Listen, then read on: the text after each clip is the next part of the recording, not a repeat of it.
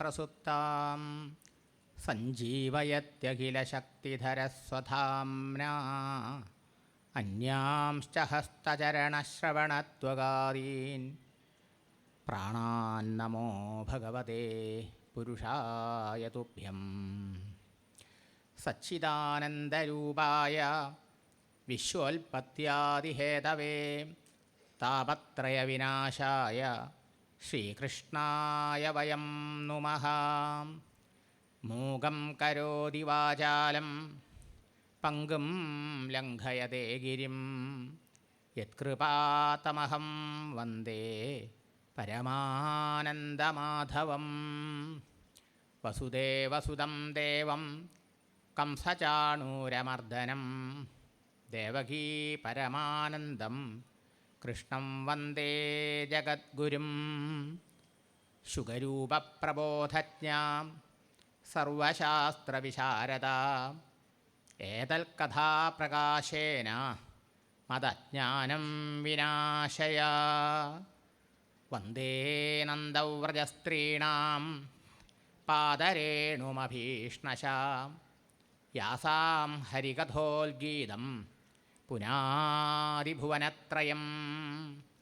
ഭവേ ഭവേ യഥാ ഭക്തി പാദയോസ്തവ ജായതേ തഥാ കുരുഷ്വ ദേവേശ നാഥസ്ത്വം നോ യദ പ്രഭോ.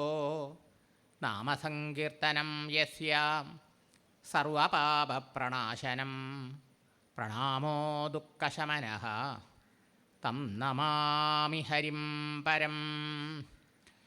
പീതാംബരം കരവിരാജിതശംഖചക്രകൗമോദഗീ സരസിജം കരുണാസമുദ്രം രാധാസഹായമതിസുന്ദരമന്ദഹാസം വാതാലയേശമനിശം ഹൃദി ഭാവയാമി. ശ്രീവാസുദേവമനിശം ഹൃദി ഭാവയാമി. ഹരേ രാമ രാമ രാമ ഹരേ ഹരേ ഹരേ കൃഷ്ണ കൃഷ്ണ കൃഷ്ണ ഹരേ ഹരേ. ഹരേ രാമ രാമ രാമ ഹരേ ഹരേ ഹരേ കൃഷ്ണ കൃഷ്ണ കൃഷ്ണ ഹരേ ഹരേ. ഹരേ രാമ രാമ രാമ ഹരേ ഹരേ ഹരേ കൃഷ്ണ കൃഷ്ണ ഹരേ ഹരേ. സർവത്ര ഗോവിന്ദനാമസങ്കീർത്തനം ഗോവിന്ദ ഗോവിന്ദ. എല്ലാ ഭക്തജനങ്ങൾക്കും ഗുരുവായൂരപ്പൻ്റെ പേരിൽ നമസ്കാരം. ബ്രഹ്മാവ് ഭഗവാനെ തപസ് ചെയ്തു. 3-ാം സ്കന്ധമാണ് നമ്മൾ കണ്ടുകൊണ്ടിരിക്കുന്നത്. ബ്രഹ്മാവിന് കഴിഞ്ഞ കൽപ്പത്തിൽ എന്താ ചെയ്തതെന്നുള്ള കാര്യങ്ങളൊക്കെ മറന്നുപോയി. അപ്പോൾ നമ്മൾ രാവിലെ എഴുന്നേൽക്കുമ്പോൾ ഇന്നലെ എന്താ ചെയ്തൊക്കെ മറന്നുപോയാൽ ബ്ലാങ്കായാലത്തെ സ്ഥിതി എന്താ? ഇന്നത്തെ ജീവിതം തുടരാൻ പറ്റില്ല അല്ലേ? ഇതുമാതിരിയാണല്ലോ ബ്രഹ്മാവിൻ്റെ പകലല്ലേ, രാത്രി കഴിഞ്ഞിട്ട് രാവിലെ എണീക്കുമ്പോഴല്ലേ കൽപ്പം. ആ ബ്രഹ്മദേവൻ തപസ് ചെയ്തു. ഭഗവാൻ തപസ് ചെയ്യാൻ പ്രേരിപ്പിച്ചു. തപ എന്ന് പറഞ്ഞു. ആ ഭഗവാന്റെ വാക്കിൽ വിശ്വസിച്ചു. കണ്ടിട്ടില്ല, നോക്കണം, വളരെ ശ്രദ്ധിക്കണം. നമ്മൾ ദൈവത്തിനെ കണ്ടിട്ടില്ല ആരും. കണ്ടവരുടെ വാക്കുകളാണ് ശാസ്ത്രം. ഗുരുനാഥന്മാരുടെ വാക്കിനെ വിശ്വസിച്ചാൽ നമുക്ക് ആ വിശ്വസിച്ചത് അനുഭവത്തിൽ വരും. ഇതാണ് ഭാഗവതം പറയുന്നത്. അപ്പോൾ ആ വാക്കിൽ വിശ്വസിച്ചുകൊണ്ട് തപസ് ചെയ്തു. തനിക്കും താനിരിക്കുന്ന പ്രപഞ്ചാകാരമായ താമരയ്ക്കും ആധാരമായിട്ടുള്ളത് ഭഗവാനാണെന്ന് മനസ്സിലായി. ഈ മുഴുവൻ ജഗത്തിനും ആധാരം, ആശ്രയം, ഉണ്മ കൊടുക്കുന്നത് ആര്? അതാണ് ഭഗവാൻ. അപ്പോൾ ഈ പ്രപഞ്ചത്തിൻ്റെ ഉണ്മ, എൻ്റെ നിലനിൽപ്പ്, എൻ്റെ അസ്തിത്വം, എക്സിസ്റ്റൻസ്, ഈ ജഗത്തിൻ്റെ ഞാനുണ്ട് നമ്മൾ പറയണൂലേ, ഈ പ്രപഞ്ചമുണ്ട് പറയണൂലേ, എവിടെയാതുള്ളത്? ആ ഉണ്മ ഇല്ലെങ്കിൽ എന്തെങ്കിലും ഉണ്ടാവാൻ പറ്റുമോ? ഇല്ല. അപ്പം എല്ലാത്തിലും ഓരോന്നിലും ഭഗവാനുള്ളത്. ആ ഭഗവാൻ ഇല്ലാത്ത ഒരു വസ്തുവില്ല. മനസ്സിലായോ? ഭഗവാൻ എവിടെയെന്നുള്ള ചോദ്യമില്ല. ഭഗവാനാണ് എല്ലാം. ഭഗവാനല്ലാതെ ഇവിടെ ഒന്നുമില്ല. മനസ്സിലായില്ലേ? അതാണ് ഈ തത്വത്തിലൂടെ പഠിപ്പിക്കുന്നത്. ആ ബ്രഹ്മദേവൻ ഭഗവാനെ സ്തുതിച്ചു, നമസ്കരിച്ചു. ഭഗവാനെ അവിടുത്തെ 2 തരത്തിലുള്ള അറിവിനെയാണ് ബ്രഹ്മാവ് ചോദിക്കുന്നത്. ദ്വൈത അദ്വൈതപരം ജ്ഞാനം. സൃഷ്ടി നടത്തുക എന്ന് വെച്ചാൽ വൈവിധ്യത്തെ, നാനാത്വത്തെ ഉണ്ടാക്കല അല്ലേ? പരമസത്യം ഏകമാണ്. അല്ലേ? അത് രണ്ടിൽ ഭഗവാൻ പറഞ്ഞു കൊടുത്തിട്ടുണ്ട്. ആ കൽപ്പത്തിൽ ആദ്യത്തെ ബ്രാഹ്മകൽപ്പത്തിൽ ഭഗവാൻ തന്നെ ബ്രഹ്മാവായിട്ടുണ്ടായി. പിന്നെയാണ് താമരയിൽ നിന്നുണ്ടായ പത്മസംഭവനായത്. അപ്പോൾ ഞാൻ മാത്രമേ ഉണ്ടായിട്ടുള്ളൂ ആദ്യം എന്നുള്ളത് ആദ്യം പറഞ്ഞു കൊടുത്തിട്ടുണ്ട്. അപ്പോൾ ഏകനായി ഞാൻ എങ്ങനെ ബഹുധാ പലതായി? അതാണ് ദ്വൈതജ്ഞാനം. അതേ സമയത്ത് നമ്മൾ ദ്വൈതത്തെ സൃഷ്ടിക്കുമ്പോൾ നമ്മൾ ഇത് സത്യമെന്ന് വിചാരിച്ച് ഈ നാമരൂപങ്ങളെ നമ്മൾ ഭ്രമിക്കും. ചിലതിലിഷ്ടം, ചിലതിഷ്ടക്കേട്. നമ്മുടെ അടിസ്ഥാന ദുഃഖത്തിൻ്റെ കാരണം എന്താ? എനിക്ക് ചിലരെ പിടിക്കും, ചിലരെ പിടിക്കില്ല. ചിലത് പിടിക്കും, ചിലത് പിടിക്കില്ല. ചില ഇടം പിടിക്കും, ചില ഇടം പിടിക്കില്ല. പിടിക്കണേൻ്റെ പിന്നാലെ ഓടുക, പിടിക്കാത്തതെന്ന് രക്ഷപ്പെടാൻ ഓടുക. അല്ലേ? ഇതാണ് ജീവിതം. അല്ലേ? ജീവിതത്തിൻ്റെ യാഥാർത്ഥ്യം എന്താ? നമ്മൾ എന്തിനെ ഇഷ്ടപ്പെട്ടുകൊണ്ട് എന്തിനെ പിടിക്കാൻ വേണ്ടി നമ്മൾ ഓടുമോ അത് നമ്മളെക്കാൾ സ്പീഡിൽ ഓടിപ്പോവും. നമ്മൾ ഒഴിവാക്കാൻ നോക്കണതോ നമ്മളെ ചേസ് ചെയ്തുകൊണ്ട് പിന്നാലെ വരും. അപ്പോൾ എന്താ? ആർക്കെങ്കിലും സുഖം ഉണ്ടാവുമോ? എപ്പോഴും ദുഃഖം. കാരണം എന്താണ്? പ്രഹ്ലാദം പറയും, പ്രിയാപ്രിയ വിയോഗസയോഗ ശോകാഗ്നിനാദഹ്യരി മുഹ്യമാനാന്ന. എന്ത്? പ്രിയ വസ്തുക്കളുടെയും പ്രിയാനുഭവങ്ങളുടെ വരവ്, പ്രിയ അനുഭവങ്ങളുടെ പോക്ക്. പ്രിയപ്പെട്ടത് വരുമ്പോൾ സന്തോഷം, പോകുമ്പോൾ ദുഃഖമല്ലേ? അപ്രിയമായത് വരുമ്പോൾ ദുഃഖം, പോകുമ്പോൾ സന്തോഷം. പക്ഷേ ഇത് രണ്ടും മാറി മാറി വന്നും പോയി ഇരിക്കുക എന്നുള്ളതാണ് ജീവിതം. അതിനെ നമുക്ക് നിയന്ത്രണമില്ല. യാതൊന്നിൽ നമുക്ക് നിയന്ത്രണമില്ലയോ അതിനെ നിയന്ത്രിച്ച് നേരെയാക്കി നമുക്ക് അനുകൂലമാക്കി എപ്പം നിർത്തി സൂഹിക്കാനാണ് നമ്മളൊക്കെ മോഹിക്കുന്നത്. അവിടെയാണ് നമ്മുടെ പരാജയം. അല്ലേ? അപ്പോൾ അതിന് പകരം എന്താ വേണ്ടത്? ഈ സംവിധായകനെ മനസ്സിലാക്കിക്കൊണ്ട് എന്താണോ വരണത് അതിനെ അതേപടി സ്വീകരിക്കാൻ, ആക്സെപ്റ്റ് ചെയ്യാനുള്ള മനസ്ഥിതി. As it comes life, accept as it is. മനസ്സിലായോ? ഏതൊന്നിൻ്റെ മേലും നമുക്ക് നിയന്ത്രണമില്ലയോ സ്വാധീനമില്ലയോ അത് അതിൻ്റെ നിയാമകൻ ഭഗവാനാണെന്ന് മനസ്സിലാക്കി അതിനെ ഭഗവാന് വിട്ടുകൊടുക്കുക. മനസ്സിലായോ? വരണേനെ സ്വീകരിക്കുക. ആഗതേ സ്വാഗതം കുര്യാത് ഗച്ഛന്ത ന നിവാരയേരുന്ന സംസ്കൃതത്തിൽ ശ്ലോകമുണ്ട്. വരണേനെ സ്വീകരിക്കുക, പോണേനെയോ പറഞ്ഞയക്കാൻ തയ്യാറാവുക. നമ്മളങ്ങനെയില്ല. ഇഷ്ടമുള്ളത് വന്നാൽ ഇഷ്ടമുള്ളത് പോരുതേ. അല്ലേ? മകൻ ലീവിൽ വന്ന് 1 മാസം ലീവിൽ വന്ന് വരുമ്പോഴേക്കും ചോദിക്കുക എന്നാടാ നീ പോണതെന്ന്. ഓരോ ദിവസം കഴിയും തോറും ദുഃഖായി. ഇപ്പോൾ പോലെ നാളെ പോലോ എന്നാലേ ശരിയല്ലേ? അതുമാതിരി ജനിച്ചാൽ മരണം കൊണ്ടാ തന്നേക്കണ തലയിൽ ഏറ്റിക്കൊണ്ടു വന്നിരിക്കുക. അതില്ലാണ്ടിരിക്കാൻ പറ്റില്ല. നമ്മൾ ജീവിതത്തെ യാഥാർത്ഥ്യങ്ങളെ ചിന്തിക്കുന്നില്ല. ശരിയല്ലേ? അപ്പോൾ അത് അങ്ങനെ മനസ്സിലാക്കിയ പരിഭ്രമമില്ല, ഭയമില്ല. അതുകൊണ്ട് ബ്രഹ്മാവ് ഈ വൈവിധ്യമാകുന്ന നാനാത്വ ജഗത്തിനെ സൃഷ്ടിക്കാൻ ഞാൻ. പക്ഷേ ആ സൃഷ്ടിയിൽ സത്യത്വ ബുദ്ധി, രാഗദ്വേഷങ്ങൾ, ചിലതിനോട് ആസക്തി, അറ്റാച്ച്മെൻറ്റ്, ഇതൊക്കെ വന്നാൽ നമുക്ക് ടെൻഷൻ, ഭയം, ഉത്കണ്ഠ, എന്താ വേവലാതി, അല്ലേ? സ്വസ്ഥത ഉണ്ടാവില്ല. അതുകൊണ്ട് ഇതൊക്കെ ഏകനായ അവിടുന്ന് തന്നെയാണ് ഇതെല്ലാം ആയിരിക്കണത് എന്നുള്ളതായ അറിവ്, അദ്വൈതജ്ഞാനം വേണം. മനസ്സിലായോ? വസ്തു അദ്വിതീയം തന്നിഷ്ഠം കൈവല്യ ഏക പ്രയോജനം എന്ന് ഭാഗവത അടിവരായിട്ട് പറയുന്നുണ്ട്. വസ്തു പലതില്ല ഇവിടെ, പലതായി കാണുന്നൊക്കെ ആ ഒന്നിനെ തന്നെയാണ്. ആ പലത് കാണുമ്പോഴും ആ പലതിൻ്റെ പുറകിൽ, വൈവിധ്യങ്ങളുടെ പുറകിലിരിക്കുന്ന ആ ഏകത്വത്തെ, അതിനൊക്കെ ഉണ്മ കൊടുത്തുകൊണ്ടിരിക്കുന്ന ഭഗവത് സാന്നിധ്യത്തെ തിരിച്ചറിയാനുള്ളൊരു മനസ്സ് നമുക്കില്ലെങ്കിൽ നമ്മൾ കുടുങ്ങിപ്പോവും, ബന്ധനസ്ഥരായി പോവും, ദുഃഖിതരായി പോവും. സൃഷ്ടിയുടെ കുഴപ്പമല്ലത്. ഈ അറിവും എനിക്ക് തരണം എന്നാണ് പറഞ്ഞത്. അല്ലേ? ഭഗവാൻ 2 അറിവും കൊടുത്തു. അല്ലേ? സൃഷ്ടിയിൽ അങ്ങ് ബന്ധനം ഉണ്ടാവില്ല എന്ന് പറഞ്ഞ് അനുഗ്രഹം കൊടുത്തു. അല്ലേ? എന്നിട്ടാണ് ബ്രഹ്മാവ് സൃഷ്ടിക്കാൻ ആരംഭിച്ചത് എന്നർത്ഥം. പിന്നെ കുറച്ചു കാലം കൂടിയും അദ്ദേഹം തപസ് ചെയ്ത് ആ ശക്തിയൊക്കെ സമ്പാദിച്ചതിന് ശേഷം ആ വീര്യം സമ്പാദിച്ച ബ്രഹ്മാവ് സൃഷ്ടിച്ചു. സ്ഥാവരങ്ങളെ, ജംഗമങ്ങളെ, പക്ഷിമൃഗാദികളെ, തിര്യജാതികളെ ഇതിനൊക്കെ സൃഷ്ടിച്ചു. അവസാനം മനുഷ്യരെ സൃഷ്ടിച്ചു. ദേവവർഗങ്ങൾ അവരൊക്കെ സൃഷ്ടിച്ചു. ആദ്യം ബ്രഹ്മാവ് സൃഷ്ടിച്ചതിനെ അജ്ഞാനത്തെ സൃഷ്ടിച്ചു എന്നാണ് പറഞ്ഞത്. അത് വളരെ പ്രസക്തമാണ്. കാരണം അജ്ഞാനമില്ലെങ്കിൽ സൃഷ്ടി നടക്കില്ല. അജ്ഞാനം കൊണ്ടാണ് നമ്മൾ ഓരോരുത്തരും ഈ ദേഹമാണ് എന്ന് വിശ്വസിക്കുന്നത്. അജ്ഞാനത്താലാണ് നമ്മൾ ഓരോരുത്തരും ജനിച്ചിരിക്കുന്നു, മരിക്കും എന്ന് വിചാരിക്കുന്നത്. മനസ്സിലായോ? അജ്ഞാനം കൊണ്ടാണ് ഈ സത്യത്തിൽ ഈ ശരീരത്തിനെയും ഇന്ദ്രിയങ്ങളെയും മനസ്സിനെയും ബുദ്ധിയൊക്കെ പ്രവർത്തിപ്പിച്ചുകൊണ്ട് നിയന്ത്രിച്ചുകൊണ്ട് ഇതിൽ അന്തര്യാമിയായിരിക്കുന്ന ആത്മാവായ ഭഗവാനെ, ശ്രീ ഗുരുവായൂരപ്പനെ നിശേഷ ആത്മാവെന്ന് അവിടുന്ന് വിശേഷിപ്പിച്ചില്ലേ മേൽപ്പത്തൂർ? എൻ്റെ നിങ്ങളുടെയൊക്കെ ആത്മാവായിട്ട് നമ്മുടെ ഉള്ളിൽ സാ ഗുരുവായൂരപ്പൻ ഉണ്ടായിട്ടും ആ ഭഗവാനെ നമ്മൾ മറന്നു പോകണു, മറന്നാ ജീവിക്കണത്. അല്ലേ? ഈ കാണുന്ന വൈവിധ്യമാർന്ന നാമരൂപ ജഗത്ത് സത്യമെന്ന് വിചാരിക്കണു. ഇതിന് ആശ്രയമായിരിക്കുന്ന ആ പരമ്പൊരുളിനെ, ഭഗവാനെ നമ്മൾ പാടെ വിസ്മരിച്ചു പോകുന്നു. ആ ഈശ്വരൻ ഇല്ലെന്നേ തോന്നിപ്പോകുന്നു. അല്ലേ? ഇതിൻ്റെ പേരാണ് മായ അഥവാ അജ്ഞാനം. രണ്ടും തന്നെ അവിദ്യ, അജ്ഞാനം, മായ എന്നൊക്കെ പറയുന്നതാണ് അർത്ഥം. ഇതുകൊണ്ട് ആ സൃഷ്ടി ഉണ്ടാവാൻ പറ്റുള്ളൂ, നിലനിൽക്കാൻ പറ്റുള്ളൂ, അതുകൊണ്ട് അതിനെ സൃഷ്ടിച്ചു എന്നാണ്. അവസാനം അദ്ദേഹത്തിന് സങ്കടം തോന്നി. അജ്ഞാനം സൃഷ്ടിച്ച ബ്രഹ്മാവിന് തോന്നി വേണ്ടിയിരുന്നില്ല എന്ന്. എന്താ കാരണം? അജ്ഞാനം ഇല്ലെങ്കിൽ നമ്മളൊന്നും സംസാരികളാവില്ല, ജനിക്ക് മരിച്ച് കഷ്ടപ്പെടില്ല. ഈ സംസാര ചക്രം തിരിയണത് അവിദ്യയിലാണ്. അപ്പോൾ ഭഗവാനെ ധ്യാനിച്ചു എന്നാണ്. അങ്ങനെ ഭഗവാനെ ധ്യാനിച്ചപ്പോൾ മനസ്സ് നന്നായി ശുദ്ധമായി. അങ്ങനെ ശുദ്ധമായി മനസ്സ് ധ്യാനിച്ച് ശുദ്ധമായ ആ മനസ്സുകൊണ്ട് സങ്കല്പിച്ചപ്പോൾ ഉണ്ടായതാണ് 4 ഉണ്ണികൾ: സനകൻ, സനന്ദൻ, സനാതനൻ, സനൽകുമാരൻ എന്നർത്ഥം.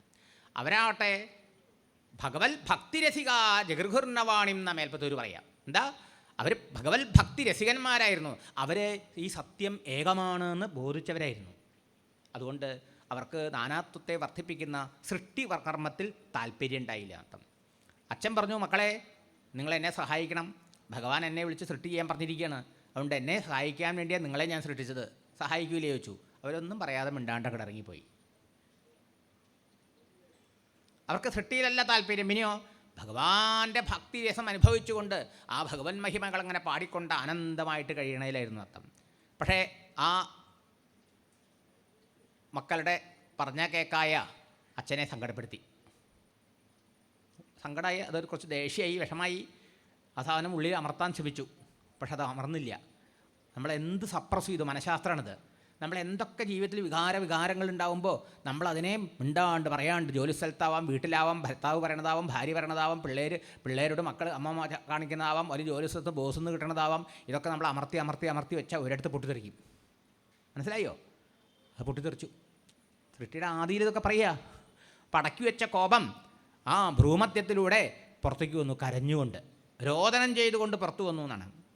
പുറത്തു വന്നപ്പോൾ അതിനെന്താ പേര്? എനിക്ക് പേര് ചോദിച്ചു. എനിക്ക് പേര് തരൂ, എനിക്ക് ഇരിക്കാൻ ഇടം തരൂ, എനിക്ക് വിവാഹം കഴിക്കാൻ കന്യകമാരെ തരൂ എന്നൊക്കെ പറഞ്ഞ. നീ കരഞ്ഞുകൊണ്ട് ജനിച്ചതുകൊണ്ട്, രോദനം ചെയ്തുകൊണ്ട് രുദ്രൻ എന്നാവട്ടെ നിൻ്റെ പേര് എന്ന് പറഞ്ഞു. അങ്ങനെ രുദ്രന് 11 പേരുകൾ, ഏകാദശ രുദ്രന്മാർ. പിന്നെ ഇരിക്കാൻ ശരീരത്തിൽ തന്നെ പ്രത്യേക 11 സ്ഥാനങ്ങൾ ഇതിനൊക്കെ കൽപ്പിച്ചു കൊടുത്തു. പിന്നീട് കന്യകമാരെയും കൊടുത്തു, പ്രീതമകളായ കന്യകമാരെയും കൊടുത്തു. എന്താ വേണ്ടത് അച്ഛാ? വേണ്ടതിപ്പോൾ സൃഷ്ടിയിൽ എന്നെ സഹായിക്കലാണ്. അതിനെന്താ, ഞാൻ തയ്യാറാണല്ലോ.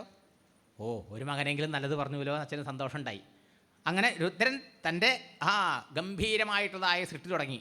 ധീ, വൃത്തി, ഉശന, ഉമ, നീത്ത്, സർപ്പി, ഇള, അംബിക, ഇരാവതി, സുധ, ദീക്ഷ എന്നൊക്കെയാണ് ഭാര്യമാരുടെ പേരെന്നർത്ഥം. ഹൃദയം, ഇന്ദ്രിയങ്ങൾ, പ്രാണൻ, ആകാശം, വായു, അഗ്നി, ജലം, ഭൂമി, സൂര്യൻ, ചന്ദ്രൻ, തപസ്, ഇവിടെയൊക്കെയാണ് ആ രുദ്രൻ്റെ വാസസ്ഥാനമായിട്ട് കൽപ്പിച്ചത്. മനു, മഹിനസ്, മഹാൻ, ശിവൻ, ഋതധ്വജൻ, ഉഗ്രരേതസ്, ഭവൻ, കാലൻ, വാമദേവൻ, ധൃതവ്രതൻ എന്നിങ്ങനെ 11 പേരുകൾ ഭാഗവതത്തൊക്കെ വിസ്തരിച്ച് പറഞ്ഞിട്ടുണ്ട്.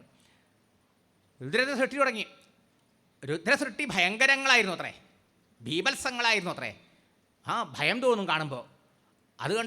അതുകൊണ്ട് ഭൂമി നിറയാറായി എന്ന് മാത്രമല്ല, ബ്രഹ്മാവിന് പോലും അവരെ ഇന്ന് ഭയം ഉണ്ടാവും എന്നുള്ള നില വന്നപ്പോൾ ബ്രഹ്മാവ് പറഞ്ഞു, ഉണ്ണി മതി സൃഷ്ടി, ധാരാളമായിക്കണം. അപ്പോൾ മാത്രമല്ല, പണ്ട് ഞാൻ ഭഗവാനെ ധ്യാനിച്ചു, തപസ് ചെയ്തു കുറേ കാലം. എന്നിട്ടാണ് ഭഗവാന്റെ ദർശനം അനുഗ്രഹമൊക്കെ ഉണ്ടായിട്ട് ഞാൻ സൃഷ്ടി ചെയ്യാൻ പുറപ്പെട്ടത്. നീ ഒരു കാര്യം ചെയ്യൂ, ഇവരെയൊക്കെ കൊണ്ട് കുറച്ചു കാലം നീ തപസ് ചെയ്യൂ, ലോകമംഗളത്തിന് വേണ്ടി തപസ് ചെയ്യൂ എന്ന് പറഞ്ഞ് ആദേശിച്ചു. ഉടനെ അച്ഛൻ്റെ വാക്കിനെ ശിരസാവഹിച്ചു അദ്ദേഹം. അവരെയൊക്കെ കൊണ്ട് അദ്ദേഹം തപസ് ചെയ്യാൻ പോയി, ഭൂതഗണങ്ങളോട് കൂടിയിട്ട്. പിന്നീട് ബ്രഹ്മാവ് വിചാരിക്കുക, ഞാൻ എന്താ സൃഷ്ടിച്ച് അത് മാത്രമേ ഉള്ളൂ, അവരിന്ന് തന്നെത്താനെ സൃഷ്ടി വളരണ്ടേ, അങ്ങനെ ഒരു ക്രമം ഉണ്ടാവണ്ടേ. നമ്മൾ മക്കളെ സൃഷ്ടിച്ചാൽ പിന്നെ മക്കൾ കല്യാണം കഴിച്ചാൽ അവർക്ക് കുട്ടികളുണ്ടായി, പിന്നെ അവർക്ക് മക്കളുണ്ടായി, അങ്ങനെ കുട്ടികളുണ്ടായി, അങ്ങനെ വർദ്ധിക്കണ്ടേ. ബ്രഹ്മാവിന് വീണ്ടും ബ്രഹ്മാവിനെ പറയുക സർഗരസികൻ എന്നൊക്കെ മേൽപ്പത്തൂർ പറയാം. സൃഷ്ടിയിൽ മഹാരസ അത്രയെന്നർത്ഥം. അതങ്ങനെയുള്ള അദ്ദേഹം പിന്നീട് സൃഷ്ടിച്ചു മരീചി, അത്രി, അങ്കിരസ്, ക്രതു, പുലഹൻ, പുലസ്ത്യൻ, ഭൃഗു, വസിഷ്ഠൻ, ദക്ഷൻ, അവസാനം ശ്രീനാരദൻ. ഇങ്ങനെ 10 മക്കളെ സൃഷ്ടിച്ചു. പലരും സപ്തർഷികളായി. ദക്ഷൻ പ്രജാപതിയായി. ഇവർക്ക് അതിനെ പ്രജാപതികളെന്നും പേരട്ടോ, കാരണം ഇവർ വഴിയാണ് പിന്നീട് സൃഷ്ടി പ്രജകളിവിടെ വളർന്നതെന്നുള്ളതുകൊണ്ട് അവരെ പ്രജാപതികളെന്ന് പറയുന്നു കേട്ടോ. ഭഗവാനെക്കുറിച്ച് പറഞ്ഞപ്പോൾ പറഞ്ഞു, നാരദനാരാണ് ഭഗവാൻ? ഭഗവത് അംഘ്രിദാസ, ഭഗവത് പാർഷദനും ഭഗവത് ഭക്തനുമായിരുന്നു ശ്രീനാരദ മഹർഷിനർത്ഥം. ഇങ്ങനെ ഓരോരുത്തരും ബ്രഹ്മദേവൻ്റെ ഓരോരോ അവയവങ്ങളിൽ നിന്ന് ജനിച്ചു എന്നാണ്. പിന്നീട് ബ്രഹ്മദേവൻ ധർമ്മദേവൻ തുടങ്ങിയവരെ സൃഷ്ടിച്ചു. ധർമ്മദേവനെ, കർദമ പ്രജാപതിയെ സൃഷ്ടിച്ചു എന്നാണ്. പിന്നീട് സരസ്വതിയെ ബ്രഹ്മദേവൻ സൃഷ്ടിച്ചു. സരസ്വതി സൃഷ്ടിച്ച സമയത്ത് സരസ്വതിയിൽ ആകൃഷ്ടനായി എന്നാണ് പറയണത്. അങ്ങനെ വഹിക്കുമോ? കാമപരവശനായി എന്നാണ് പറയണത്. ഉടനെ സനകാദി മഹർഷിമാരും മറ്റേ അരീജാതി മഹർഷിമാരൊക്കെ ബ്രഹ്മാവിനെ ഓർമ്മിപ്പിച്ചു, ഇത് ഭഗവാനെ, ഇത് ശരിയല്ല, ഇത് സദാചാര വിരുദ്ധമാണ്, ലോകത്തിൽ തെറ്റായ മാതൃകയുണ്ടാവും. ഉടനെ ബ്രഹ്മാവിന് തിരിച്ചറിവുണ്ടായി. കാരണം ഭഗവാൻ ഞാൻ ആദ്യം ഉപദേശിച്ചു കൊടുത്തിട്ടുണ്ട്, താൻ സൃഷ്ടിച്ച അജ്ഞാനം തന്നെ തന്നെ ബാധിച്ചു അതിനെ, അത് കാണിക്കുക. മനസ്സിലായോ? ഉടനെ ഓർമ്മ വന്നു ഇവർ ഓർമ്മിപ്പിച്ചപ്പോൾ. അപ്പം നമ്മൾക്ക് അജ്ഞാനം ഉണ്ടെങ്കിലും ഒരു വന്ന് ഓർമ്മിപ്പിച്ച അജ്ഞാനം നീങ്ങുന്നത് കാണിക്കാനാണ്. മനസ്സിലായോ? ഒരാൾ ഓർമ്മിപ്പിക്കാതെ നമ്മുടെ അജ്ഞാനം പോലില്ല. നീ ഇതല്ല, നീ അതാണെന്ന് പറഞ്ഞു തരണം. മനസ്സിലായില്ലേ? അപ്പോൾ അത് ചോദിച്ച ഉടനെ ആ പ്രവൃത്തിയിൽ നിന്ന് പിന്മാറി. എന്താ അതിൻ്റെ താല്പര്യം? നോക്കൂ, ഈ ബ്രഹ്മാവ്, അപ്പോൾ ആൾക്കാർ ചോദിക്കും, സ്വന്തം അച്ഛൻ മകളെ പ്രാപിക്കാൻ പുറപ്പെടുമോ? ബ്രഹ്മാവ് എന്ന് പറഞ്ഞ് നമ്മൾ മനസ്സിലാക്കണം, ബ്രഹ്മാവ് സമഷ്ടി മനസ്സിൻ്റെ പ്രതീതിയാണ്. നമ്മുടെ ഓരോരുത്തരുടെയും വ്യക്തിപരമായ ലോകം നമ്മുടെ ഓരോരുത്തരുടെയും മനസ്സല്ലേ സങ്കല്പിച്ചുണ്ടാക്കണത്, അല്ലേ? ഞാൻ സങ്കല്പിക്കുന്നത് പോലെയല്ല നിങ്ങൾ സങ്കല്പിക്കണേ, അല്ലേ? ഞാൻ സങ്കല്പിക്കുന്നമായി എൻ്റെ ഭാര്യ സങ്കല്പിക്കുന്നില്ല, ഞാനും എൻ്റെ ഭാര്യ സങ്കല്പിക്കുന്നമായി എൻ്റെ കുട്ടികൾ സങ്കല്പിക്കുന്നില്ല. ഓരോരുത്തരുടെ സങ്കല്പങ്ങൾ, ആഗ്രഹങ്ങൾ ഒക്കെ വ്യത്യസ്തമല്ലേ? എന്താ കാരണം? ഓരോരുത്തരുടെയും പൂർവ്വ സംസ്കാരം അഥവാ വാസന വ്യത്യസ്തമാണ്. ശരിയല്ലേ? അപ്പോൾ ഓരോരുത്തരുടെയും വാസന അവ്യക്തമാണ്, സൂക്ഷ്മമാണ്. അതിനനുസരിച്ച് ഓരോരുത്തരുടെയും സങ്കല്പങ്ങൾ, ആഗ്രഹങ്ങൾ, പ്രതീക്ഷകൾ, കണക്കുകൂട്ടലുകൾ, അതിനനുസരിച്ചിട്ട് അവർ അത് സാധിക്കാൻ വേണ്ടി, പൂർത്തീകരിക്കാൻ വേണ്ടി കർമ്മങ്ങൾ ചെയ്യുന്നു. അതാണ് അവരുടെ സൃഷ്ടി. ശരിയല്ലേ? അപ്പോൾ നമ്മുടെ ജീവിതത്തിൻ്റെ സൃഷ്ടികർത്താവ് നമ്മുടെ മനസ്സാണ്. ശരിയോ? അപ്പോൾ സമഷ്ടി ലോകത്തിൻ്റെ സൃഷ്ടികർത്താവ് ആരാ? സമഷ്ടി മനസ്സ്. ശരിയല്ലേ?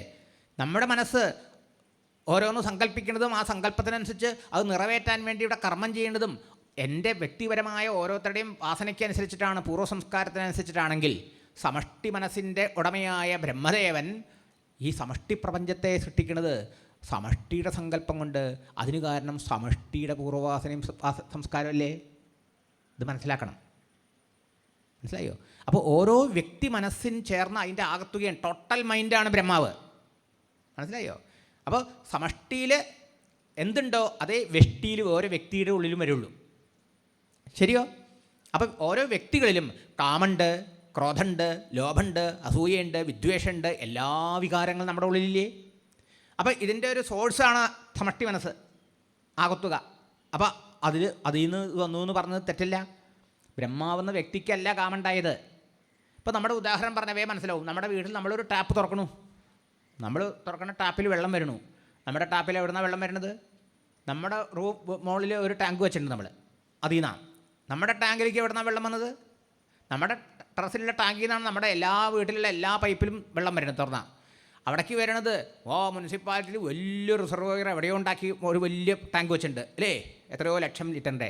അവിടുന്നാണ് സപ്ലൈ, അല്ലേ? അവിടുന്നാണ് എല്ലാ വീട്ടിലേക്കും വരുന്നത്. അതിൻ്റെ മുകളിലേക്ക് എവിടുന്നാണ് വെള്ളം വന്നത്? കുറേ ദൂരെ എവിടെയോ നല്ലൊരു തടാകം സംരക്ഷിച്ച് പരിശുദ്ധമാക്കി വെച്ചിട്ടുണ്ട്, അവിടെ നിന്നാണ് അടിച്ചു വിടുന്നത്, അല്ലേ? ഇങ്ങനെ നോക്കിക്കഴിഞ്ഞാൽ നാട്ടിലുള്ള എല്ലാവരുടെ വീട്ടിലും എല്ലാ ടാങ്കിലേക്കും എല്ലാ പൈപ്പിലേക്കും പോണ വെള്ളത്തിൻ്റെ ഉറവിടം അന്വേഷിച്ച് പോയ ഒരേ ഒരു കുളമായിരിക്കും, അല്ലേ? തടാകമായിരിക്കും, അല്ലേ? അതാണ് സമഷ്ടി.